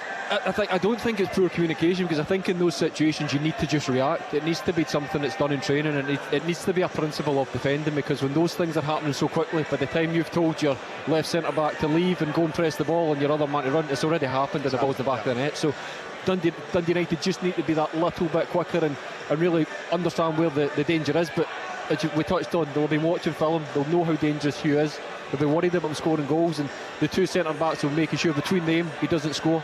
And when you're doing that, you leave kind of overloads elsewhere. Well done, guys. Round of applause. And Liam just finished his snack. Just finished so yummy. Brilliant sausage roll, that. It was fabulous. That's going to keep me going for the rest of the night. Sports Sound here, BBC Radio Scotland, 810 medium wave on Extra and on digital. We've got the second half of Dundee United 0, Celtic 2 in the League Cup, up and coming here at Tannadice, as we look to see if United could potentially get themselves back into this cup tie and prolong their League Cup campaign, which resulted in eventually them getting themselves through. They had that shock defeat at Lynx Park against Montrose, which is one of them, well, is the main reason that they weren't in the mix for a seeding position in the draw for this stage. And you're always taking the risk that you will come against one of the big guns. United, of course, a big gun in Scottish football, but we saw this with David Gray and Hibs a couple of years ago, and they drew Celtic in the League Cup after losing surprisingly to Kelty Hearts in the group stage of the tournament. You always run the risk that you're going to run into Celtic anytime. You'd probably rather, it's an interesting one, would you rather play them at home earlier in the tournament or take your chances against them at Hampden, Mark? That's a debate that's out there, I hear quite a lot. I'd rather somebody else knock them out for me. Of course. Good answer. At one point, Packy, will Martin O'Neill start thinking about Lask on Wednesday, because that is massive for that football club. Yeah, very much so. And you know, yeah, he'll be thinking that, but I think he wants to get rhythm in the team also and keep it going with the confidence high at the moment. And you know, that's obviously what the result against Kilmarnock did for them. They've carried on to a point, not maybe as sharp as they were against Kilmarnock, but certainly they've got their goals, so that's a big confidence booster. So I don't think he wants to change too much. Injury is always an issue. You've seen the issue with Alistair Johnson, and he was such a critical player for them. I think if he was in the team, that's nothing against young Kobe Donovan, who's done well today actually, stuck to his task. But if Alistair Johnson was in, that team looks a strong team now. You know, and you know, the bench is strong also, and they've got a new guys that come in also. So he doesn't want to take risk with injury, but he doesn't want to upset the confidence. But I think the thing he's got going for him is that you're bringing players into a team that's on the up, a team that's playing with confidence, and a team that's winning. It's always harder if you're trying to make those changes. If this game had been 0-0 and United are on top and they're causing problems, and you're having to change guys to come in and win, puts a little bit of pressure on. So no, they've got themselves in a good position, but it's 2-0. United are playing down the hill, know that if they get the next goal it changes the complexion of the game, and it's game on. So no, it's cup football, there's nothing to lose. United need to go out and get it, and as I say, interested to see what Jim Goodman has told the team, if he's made any changes or if it's very much stick to what we've done and let's just be a little bit better where we're shooting and we could cause problems. Looks like he's going with the same 11. Everyone's back out, just about ready to go, Jim Goodwin included, down at the edge of his technical area, ready to set his watch when Stephen McLean blows the first whistle, which he does, of this second half. United left to right in the tangerine and black, albeit it's a false start there for whatever reason. Maybe one of the United players stepped across the halfway line. Anyway, it's up and running now as it's laid back the way to Forbes, who smashes it high and out for a Celtic throw-in on this near side. Walton in goal for the hosts, who are 2-0 down. Rollins, Esselink, Forbes and Chubutaru at the back. Ajay, Eskison, Chevy, Randall, Rose, Sapsford. Celtic with Sinisalo in goal, Donovan, Carter Vickers, Trusty, Scales, Newgrain, McGregor, Oxlade, Chamberlain, Duran, Tenekti, Hu. As McGregor challenges with Ajay in the midfield. It's broken United's way with Sapsford. McGregor trying to win it back and helped to do so by Oxlade, Chamberlain, but United win it back quickly. Eskison in field to Ajay, edge of the box, Chevy, he gets a touch on it. Hu back defending well though. Came back, put him off, and comes back off Chevy, and ricochets behind for the goal kick. That's really good team play from Hu. He leaves his centre forward position to run almost back to the edge of the box to get an interception on that ball. So he's playing for the team also. I mean, he's ticking every box you want from a striker. Clinical in front of goal, a real presence up front, and happy to drop in and do the dirty work for the team as well. And I think if he continues this, he'll be a fan's favourite in no time. If he isn't already. This is the first League Cup meeting between these two since they met in the final in 2015. Celtic ran out comfortable 2-0 winners thanks to goals in each half from Commons and Forrest. United had captain Sean Dillon sent off when they were 1-0 down. And their last win over Celtic in the League Cup was in the quarters in 1988 when Ian Redford and Kevin Gallagher scored the goals in a 2-0 win. As Chevy plants the ball right side of the box, pulled across there by Randall but headed away, and connected as well. shields it, turns, drives forward across the halfway line. United had committed numbers forward. Tinekti goes forward. He's now level with the 18-yard line. Level with the penalty spot. Skips in field, back outfield. Left-footed cross comes in. Too much on it. And Duran will get onto it over on the far side. He looks to try and get it back into the mixer here. Short ball in field to Newgrain. Back out it goes to Duran. Newgrain, Duran back down the line for McGregor over on the far side. Celtic shooting towards the shed and the green and white hoops in the second half. Out it comes to Benjamin Newgrain over on the far side. He's already managed a couple of goals. Celtic's top scorer from last season. Scored in their 2 league openers against Dundee and Kilmarnock. As Carter Vickers rolls it back to Sinisalo inside his own box. Short ball with the right foot to Trusty to his left. And then out to Scales in the touchline. Up the line for Tinekti. One back well though, a combination of Rollins and Randall into the midfield for Adjei. McGregor's going to get there, as he know. Sliding in Sapsford. Now Adjei drives forward. Left-footed ball, wide left. Chance for United potentially here. Level with the 6-yard line. It's not back to Sapsford. He's gone for goal and it clips the bar. It's the 3rd time they put the woodwork in this cup tie. It goes bouncing over to safety for a goal kick and stays 2-0 Celtic. I thought the keeper got a hand to that. I thought so myself. We'll see it here on the replay. No, he didn't actually. He was taken by a little bit by surprise. It was a really good strike from a fairly acute angle. It comes smashing off the crossbar. It's a great hit by Sapsford. It's great play with Dundee United. I think that they've come out in the front foot. They certainly look like a team that's got nothing to lose, and they're moving the ball about well, and they're causing problems. I think earlier on it was Shavy put that ball in behind Scales, and Randall was unfortunate. He got to it and just couldn't get a ball in the box to ask a question of the Celtic defence. But no, Dundee United doing everything they can to try and get themselves back into this game, and I think the only thing potentially is that they open themselves up to that counter-attack, but they're going to need to live dangerously and commit bodies forward to try and score.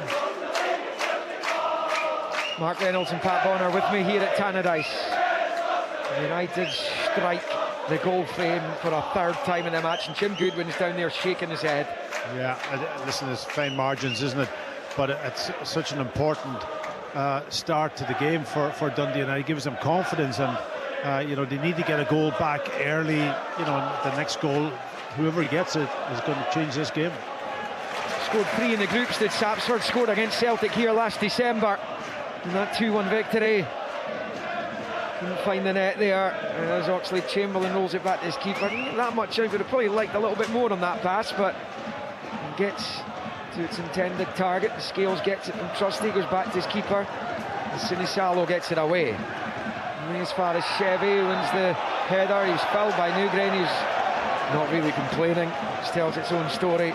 And United have a free kick midway inside Celtic territory. Good start the second half here by Goodwin's men. It is.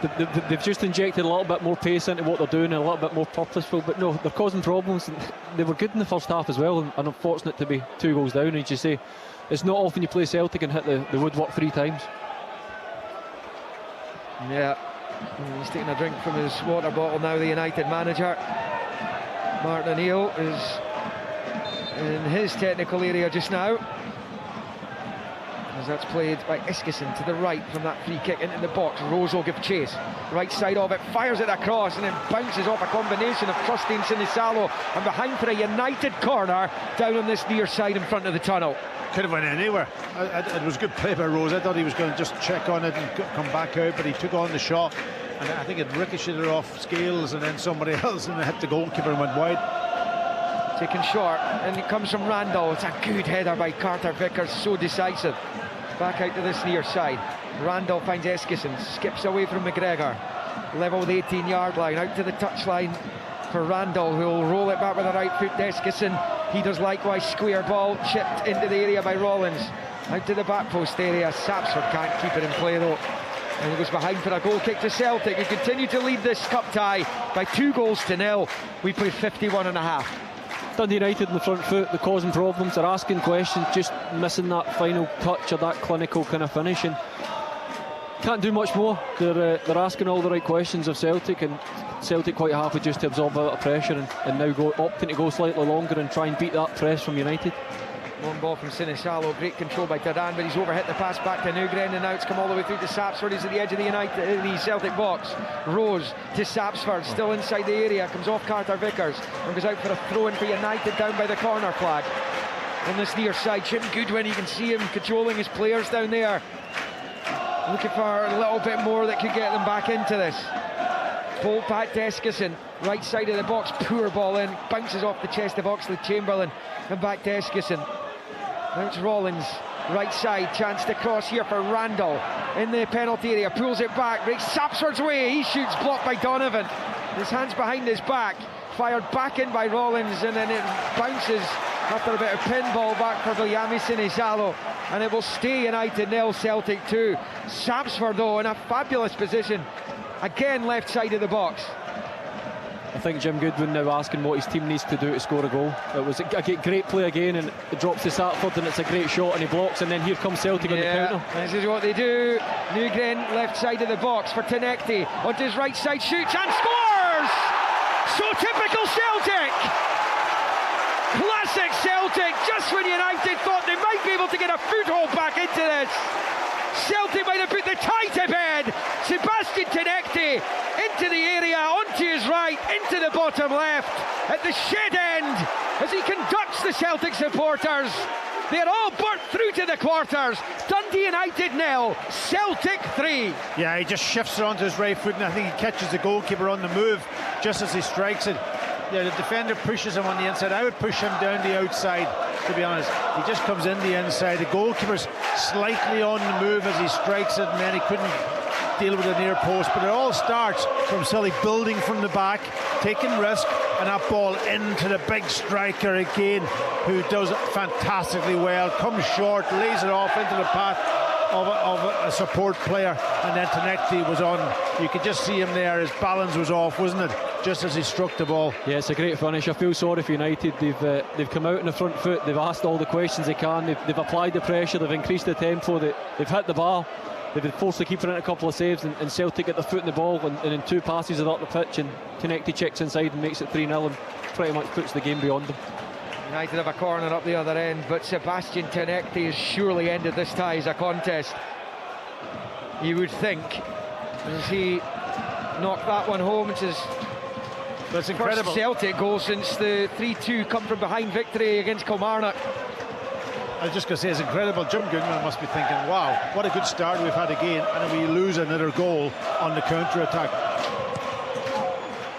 In comes the corner, they've hit the bar again with a header. For the fourth time, Dundee United strike the woodwork. There was a good header too. They are 3-0 down. Here goes Tenecti again on the counter, though Eskison gets there first and goes back to his keeper. It stays United 0, Celtic 3. It's quite remarkable that Dundee United have hit the crossbar twice and hit the post twice and are 3-0 down. Yeah, and every time Celtic have hit them on the counter-attack and pretty much scored off the back. It's unbelievable. I think it's why we love football. It's some story, not if you're a Dundee United fan or certainly a Dundee United player or Jim Goodwin, but there is not much more they can do. They have Esselink this time, yeah. They have to commit bodies forward. They're getting shots on target and they're hitting the woodwork, and yeah. And you know, it was a great header. It was pace on it. Ball's just played into an area, 6-yard box. He out jumps everybody and gets a great header on it. United denied again. And you look at United here, 3 down, they're still on the front foot, they're pressing Celtic, they've forced them into a turnover, they've got the ball on the left hand side just outside Celtic's box, and doing everything right other than getting that goal. Well, if they recover from this and go through, it's one of the greatest comebacks in Scottish domestic football. As it's rolled back here to Esselink with that header just a moment ago. Pings it out the far side, it's gone over the head though. There of Kubataru, and that will be a Celtic throw in midway inside their own half. They are 3-0 up. For Celtic, they'll be favourites for every competition they play in Scotland this season. Able to ride a luck at times tonight, despite what the scoreline suggests. As that comes off, Eskison last, and behind for a goal kick to Celtic. Yeah, I'm just looking at what Dundee United have done here. They've pushed the left back. You know, when Celtic have goal kicks, and they've pushed him higher up the pitch. They've pushed everybody in, and they've gone to 3v3 at the back, but they've been done on the counter-attack. Yeah, they went man for man. Something we spoke about before the game is, would you risk it? And they need to. They've nothing to lose, and they need to go and try and make something happen. Throwing United on this near side, just in the Celtic half. It's rolled back there to Esselink, then into the centre circle for Eskison, to Adjei, back to Eskison. Rose ahead of him, Satchel to the right. He goes himself well wide with the right foot from outside the box. Wide of the left-hand side of the goal frame. And this is United 0, Celtic 3. 3 minutes shy of the hour here at Tannadice. And I just wonder, Packy, when Martin O'Neill has a look at a couple of his new signings who are on the bench, Mika Bauer and Hassim Hassan. Yeah, he's got an opportunity now with 3-0. I think he'll wait another 10 minutes just to see how this game settles, the rhythm of this game settles, and he doesn't want to lose anything, that's for sure. Chevy out wide right of the box here. Sapsford into the Celtic penalty area it comes. Nygren's there though, mops up, back to his keeper, who launches it forward first time with the right foot. Bouncing ball is controlled by Bert Esselink. Well, Pat, what, 10 minutes? I think we're going to be seeing Mika Bauer sooner than that, as Randall can't keep it in play on the far side, and it will go out for a throw into Celtic. I asked Mark Reynolds in the first half here how mentally challenging it would be for the United players, having hit the post twice and gone 2-0 down. Now, having hit the crossbar twice and gone 3-0 down either side of that, how on earth can they possibly come off the floor from that? Anyway, debut for Bauer, live from Paderborn, and he replaces Oxlade Chamberlain. Yeah, he made just after you said it, Liam, I thought he might leave it a little bit more, but it'll be interesting, this young man, to see how he's going to fit into this midfield. Will he be a sitting player? Will he sit alongside McGregor, or will he be one that can get forward a bit like what maybe I think the man he replaced did, box to box? So Bauer on for a debut, and as United come forward here with Rose, laid back to Chevy, looks up at the goal and shoots over with the right foot. Felt it was worth a pop, and it will be a Celtic goal kick. They lead 3-0. But it's a first look at the German under-21 international. Bauer came through the ranks at Freiburg, who, as I mentioned, Motherwell will be playing in the Conference League qualifier and play-off on Thursday. Went to Paderborn in 2024 and a loan at Dynamo Dresden amongst that. And it's all been lower league football for him in Germany, in his homeland. As on this right side, United come forward again. The cross from Randall's blocked and cleared by Celtic, who lead 3-0. We've played an hour, and there's still 30 minutes for United to try and do something here, but this has been one of those strange matches, hasn't it, where we've seen Celtic roll over teams before, but they're rolling over a team who are actually playing well against them. It's a good sign for O'Neill, that.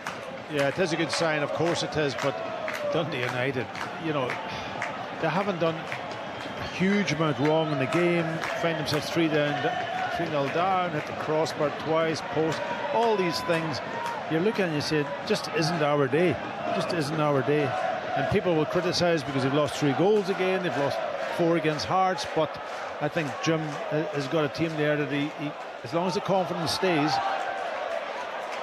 Yeah, I mean, they didn't really threaten scoring last week. Bo Rouse, the Hearts goalkeeper, didn't have much to do with regards to making saves, but they plenty of the match despite losing 4-0. It's happening again here. Duran with the cross, wins the corner. Does he know it's come off in last goal kick? They didn't hit the woodwork last week 4 times this evening, but it's a similar tale for Jim Goodwin, and he's going to have to try and find a way of making his team more ruthless.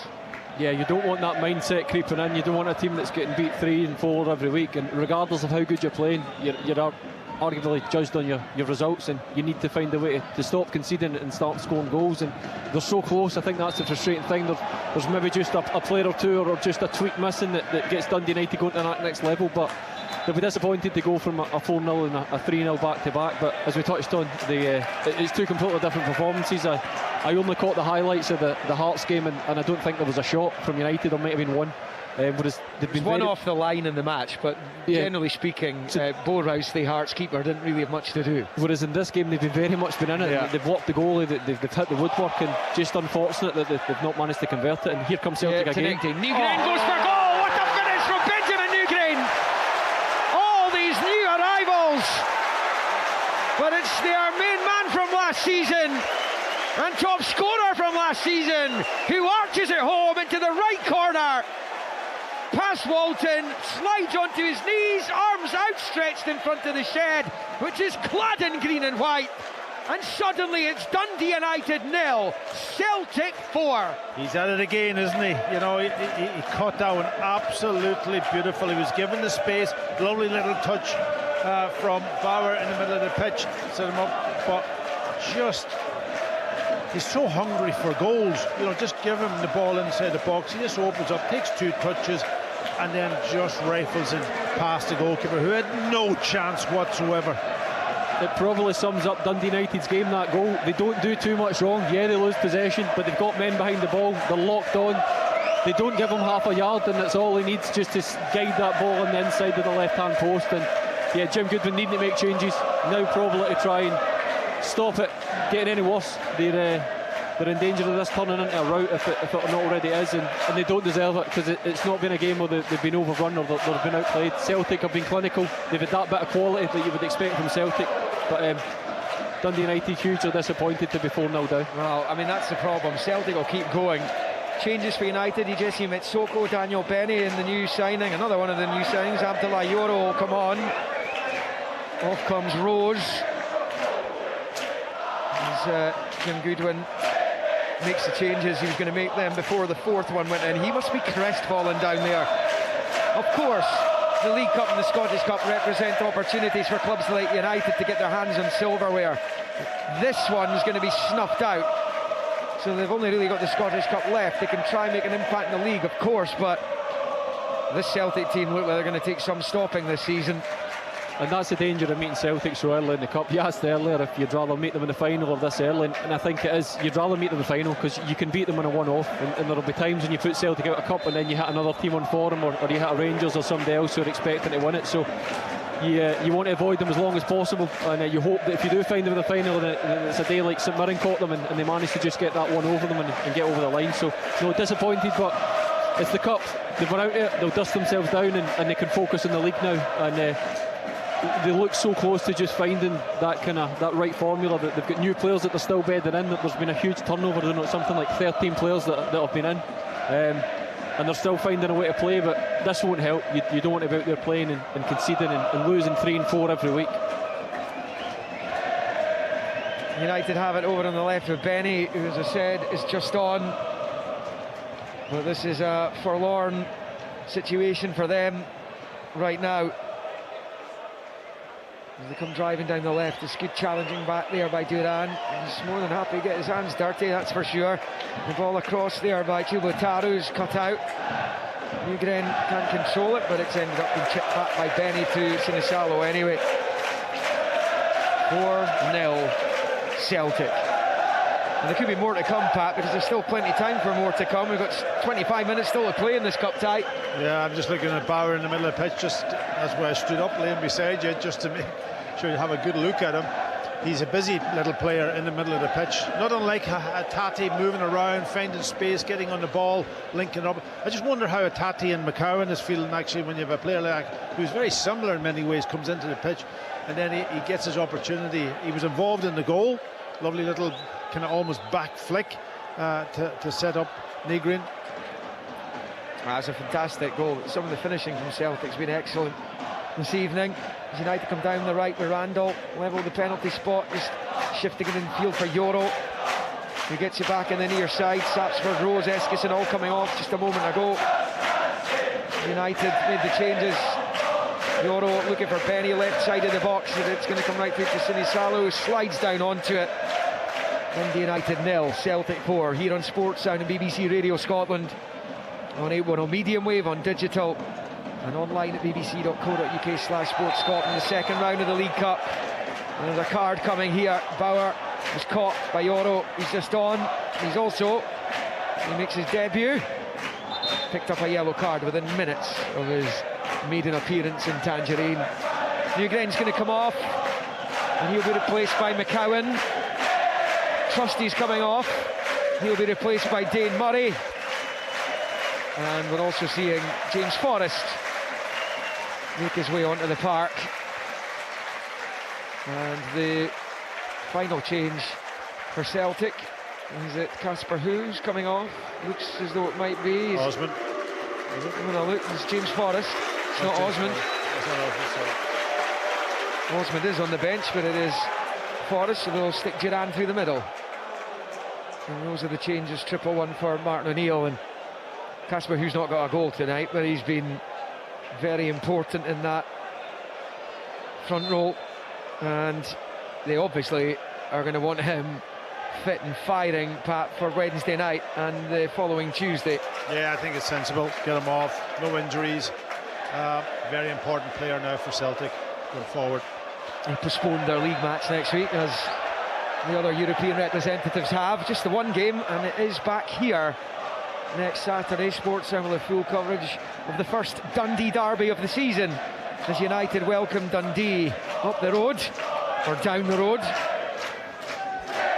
Here's Dane Murray for Celtic on the near side. Out to this near flank for Tunekti, and infield to Bauer. Rolls it infield here for McCowan, and then back out to the left for Scales. Forward to Duran.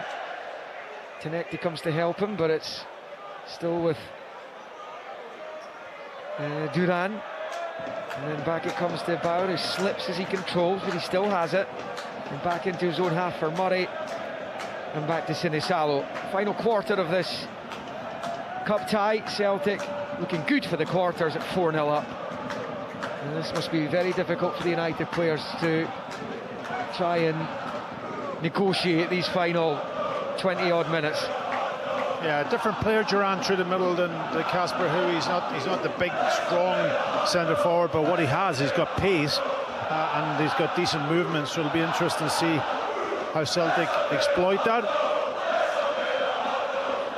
Throwing Celtic over on the right side, ball back to McCowan.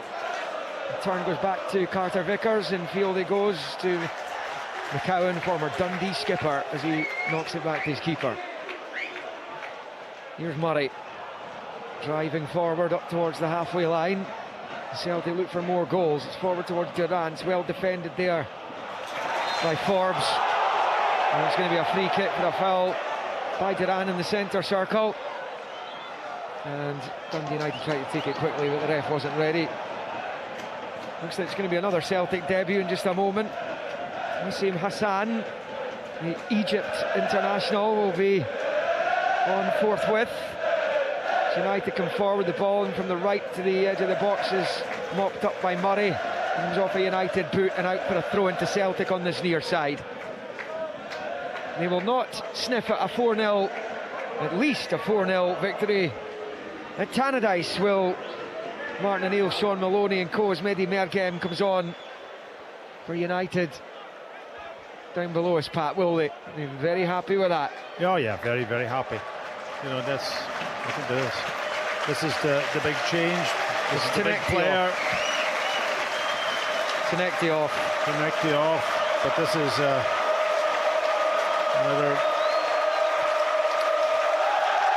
Yeah, Hassan coming on. Really interesting to see how he is. Has he got that quality that his fee would sort of almost.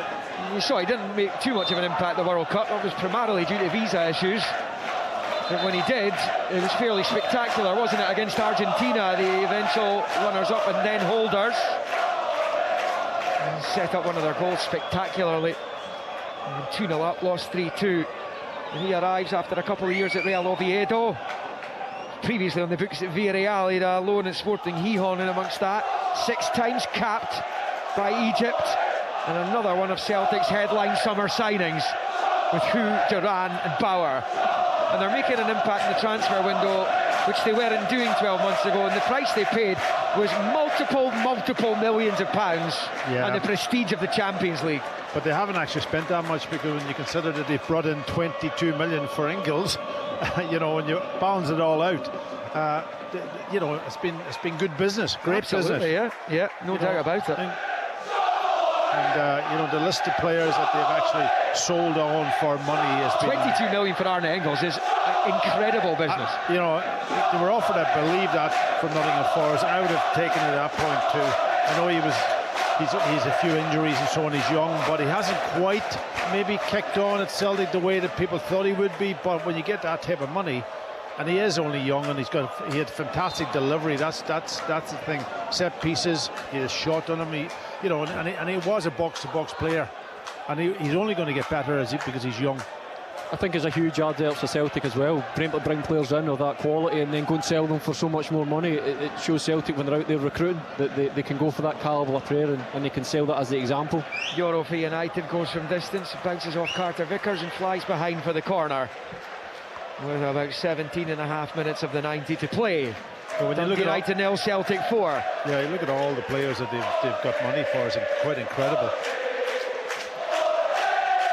I think there's someone in the programme earlier, as United take the short corner, said, why would a Scottish club turn down £20 million for a player? And Celtic last season with Engels, as the shot is rifled high over the bar there by Benny. Paki mentioned the previous bid from Nottingham Forest for Engels. We saw the bid for Shermiti at Rangers last weekend. Absolutely. It's the kind of money you simply can't turn down. No, the one he got for Jota, Scottish the one he got for I'm going through them. Tierney when he went was quite incredible. Yeah, Kyogo made it, not that same. Dreadful ball that time by Bauer, and it's a chance for United to pull one back. Benny on his right foot shoots, waited way too long, blocked by McGregor. And the debutant's happy that that's come to nothing, but still United come with Euro out to the left for Ajay. Down the left side, they're going to try and whip across in towards the back post, which they do. Scales wins the header, and that's going to go behind for a corner to United on this near side. It's turned into a strange game, because Dundee United still trying to get in the front foot, still trying to make things happen, and Celtic probably very much their eye on midweek, just looking to get through it, and they've got guys that have seen the game out, have got them to 4-0, and guys that have come on wanting to try and get a bit of tempo and wanting to make a name and hit the ground running. So no, the game's at a weird kind of tempo. And the corner comes in, it's headed well wide by Benny. The near post, it was an opportunity again for Dundee United, and it stays at 4-0 to Celtic. And they've not been lacking in chances. That's the thing. When you see that tomorrow in the papers and it's Celtic 4-0, you're going to think it's been a rout, and it's absolutely not been. I can guarantee you a sentence that will come out of Jim Goodwin's mouth at full time will be, I feel like I'm repeating myself. After the game at Tynecastle last week, he's going to say that, or words to that effect. However, Celtic have taken their chances, and they always seem to take their chances. And the unfortunate thing is, as a manager and as a football team, regardless of how these results happen and how much you're in the game, if you keep getting beat and you just keep not being at it, then something needs to be fixed. And it's usually harder that way, because if there's something that's glaringly obvious, you can fix it, but when you just don't quite be able to put your finger on it, and it's just little kind of yards and little decisions that are costing you, it can be much harder to fix. United have a throw-in down by the corner flag over on the left side, high up the pitch here. The attack, the goal to the right. There were many United fans headed for the exits as soon as that fourth goal found the net through Nugren. In comes the throw, long ball, and then about the penalty spot, away by Scales. Yoro hits it first time, and over the bar, and it will stay United 0, Celtic 4. Remember earlier today, Aberdeen and Ross County both coming through ties against Dundee and Dunfermline respectively. That after Kilmarnock sealed their place in the last 8 last night with their win over local rivals here United. Twice behind in the game they were before Nicky Klushenko won it late on. And tomorrow, 4 games: Hibernian, Partick Thistle, Heart of Midlothian, Cali Thistle, Stenhousemuir, Motherwell. They all kick off at 2. At 4 o'clock it's Rangers against St Mirren, and then it's the draw for the quarters. And there's a long range effort to say the least there, which is fired high over the crossbar from well out, and it was never threatening Sinisalo's goal.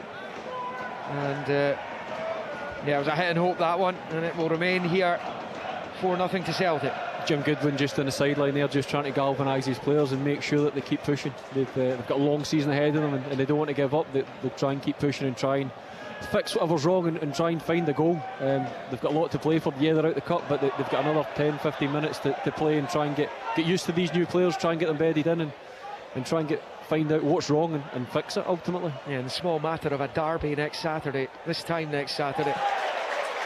There's sliding in on the far side. Donovan put it out for a throw-in. It's come off Benny last actually, so it'll be a Celtic ball. Over there. And Donovan taking his time over this. Jim Goodwin stands hands in pockets, the edge of his technical area with the Celtic support all behind him. Tough one for him to take today. Well, that is, I guess, Mark Reynolds, the ideal fixture for him to pick his players up when they train at St Andrews this week, a derby. Yeah, I think if you can't get your players up for a derby, then you're really struggling. But as I say, it's going to be difficult, another difficult week, because they haven't done much wrong, and he'll be wondering how he fixes it, because he's now for the second week in a row seeing the same problems and facing the same issues that he obviously just can't put his finger on what it is that needs to change. Benny on the far side works it back out to the touchline. One back by Hassan, he's done well there, and he's got it back on the right. Now he's charging forward. Adjei for company does well to win it back off him. Yeah, he doesn't look match fit, does he, Hassan? He does a couple of times. He's got the ball now in a deeper position, and he just didn't have the legs to get away from the defender. Yeah, O'Neill pretty much said that before. Yeah. In fact, he kind of alluded to the fact that you might not get any time at all, but he is on the pitch because they're so comfortable. Yeah, and I think it's important to get him into the team just to settle him in. He's only been at the club a couple of days, but just to get him in, get him used to the players, get him used to the way that they actually play, the tempo of the game here in Scotland. All those things matter.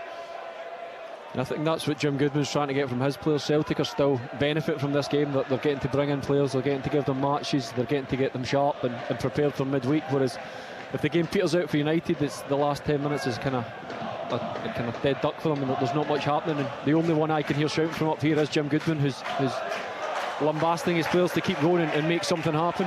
Yeah, and it almost fell there for Mehdi Mergem, but Sinisalo flops down at his feet to hold on to it. Mark was saying it's a strange game now. Celtic aren't going on the hunt for more goals going by this, playing within themselves a little bit with that huge match to come on Wednesday. And United are still plugging away, despite the fact they're out of the cup.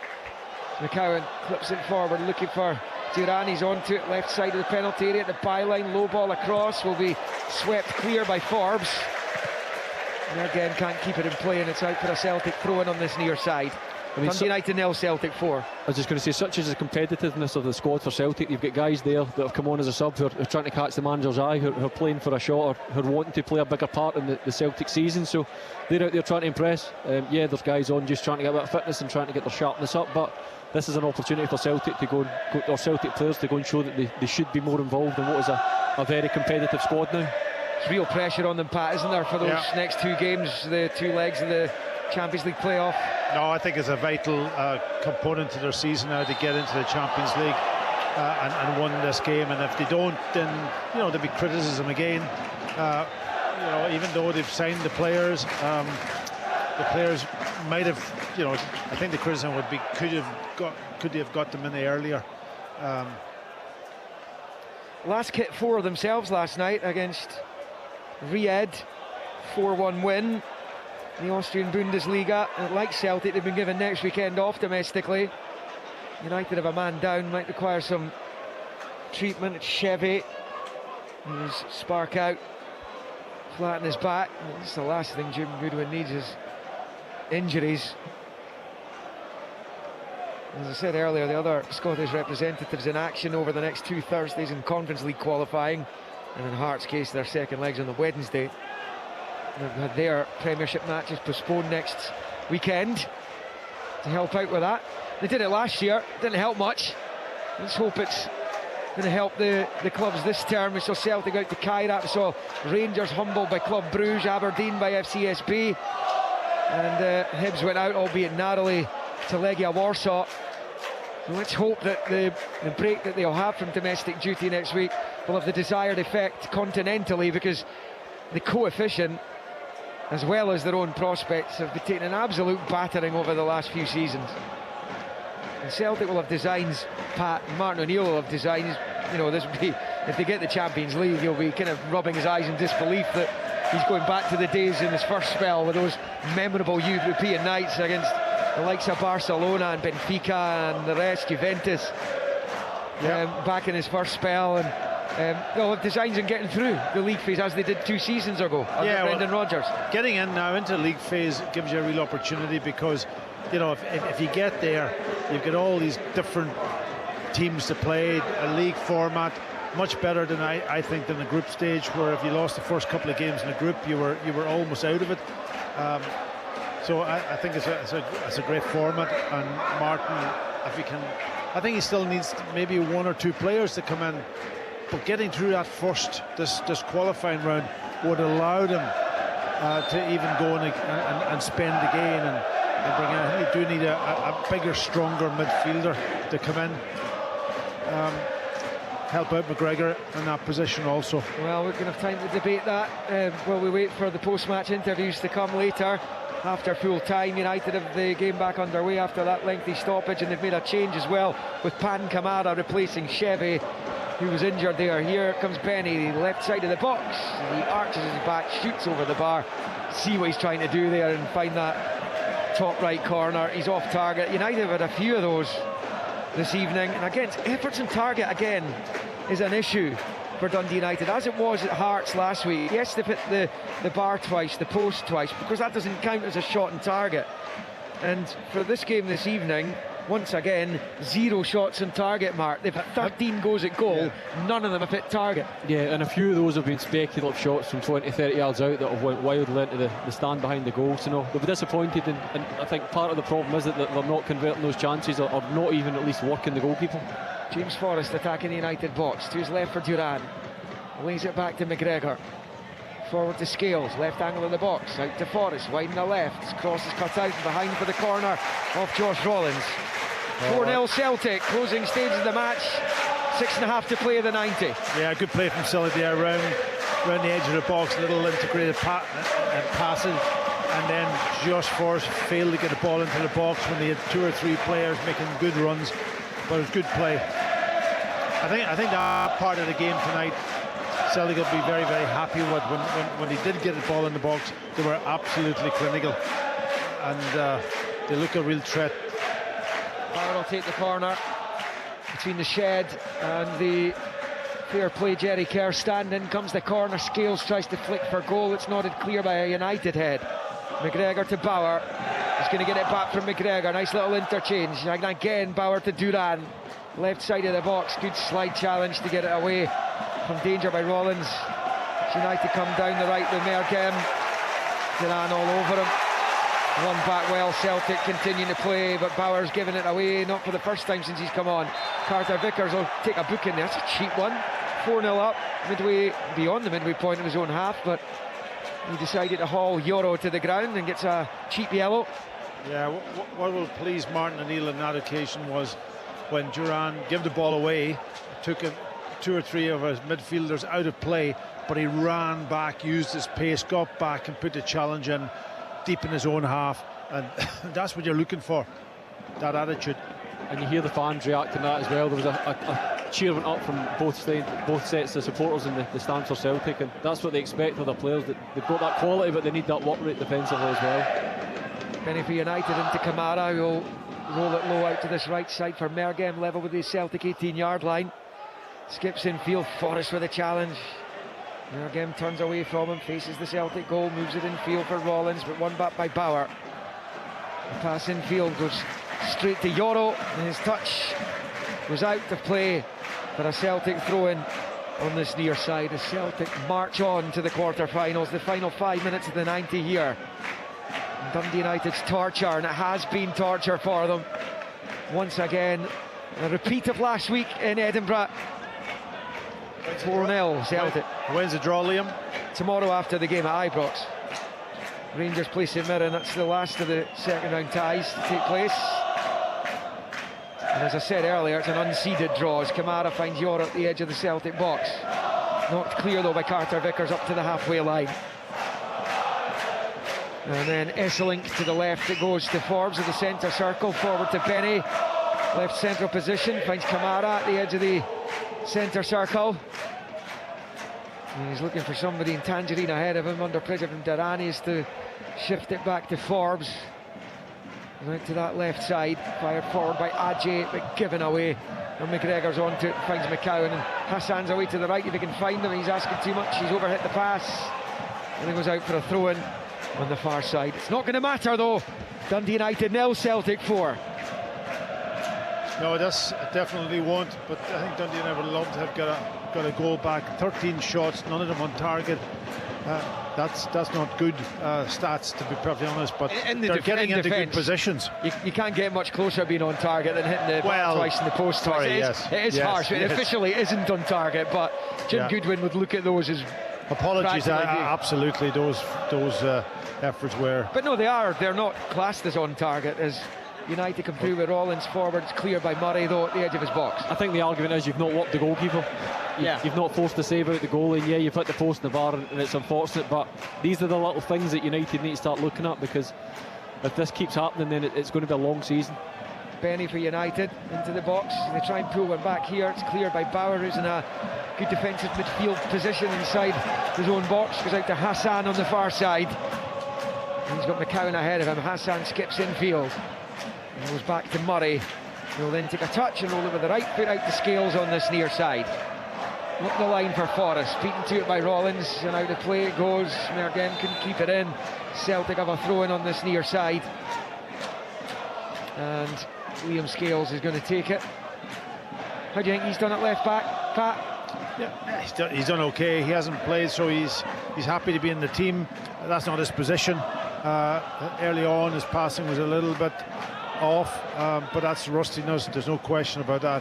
But he sticks to his task really well, Liam. That's the point. And you know, it's easy for to criticise, but when you go out into that position, it's slightly different than playing centre half, where you've got really nobody to pass the ball except the winger.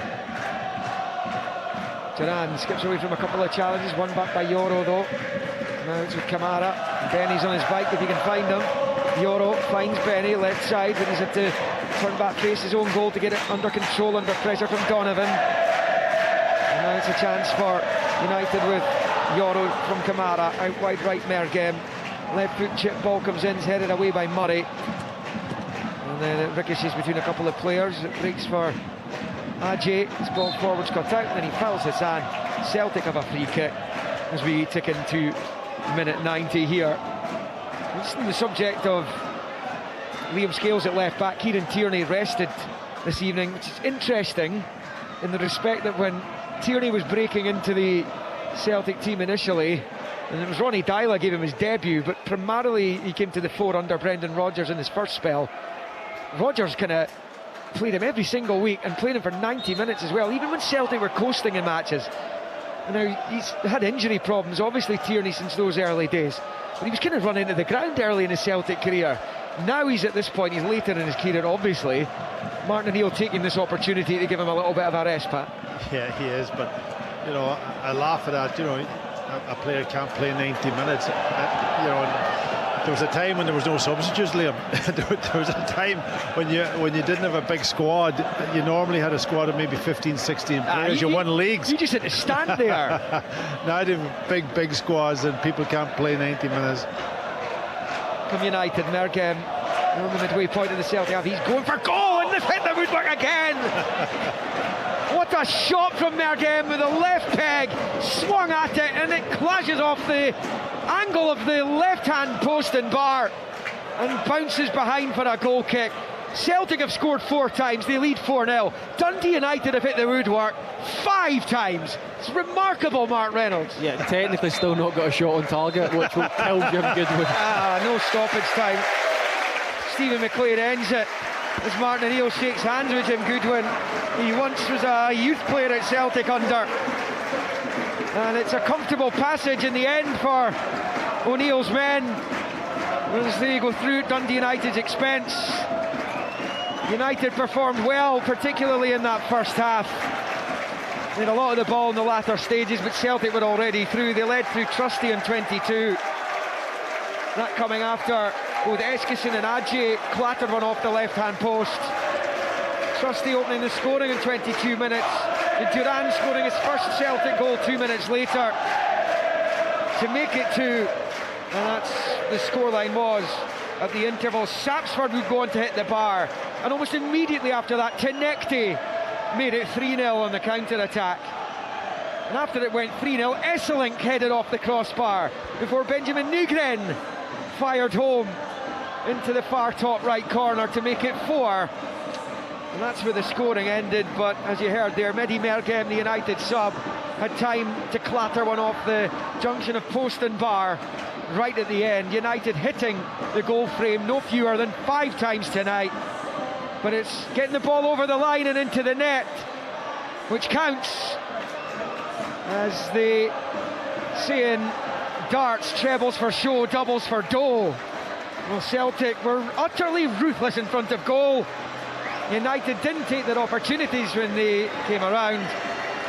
And that all leads to a final scoreline, with Celtic going through to the quarter-finals. Dundee United 0, Celtic 4. Dundee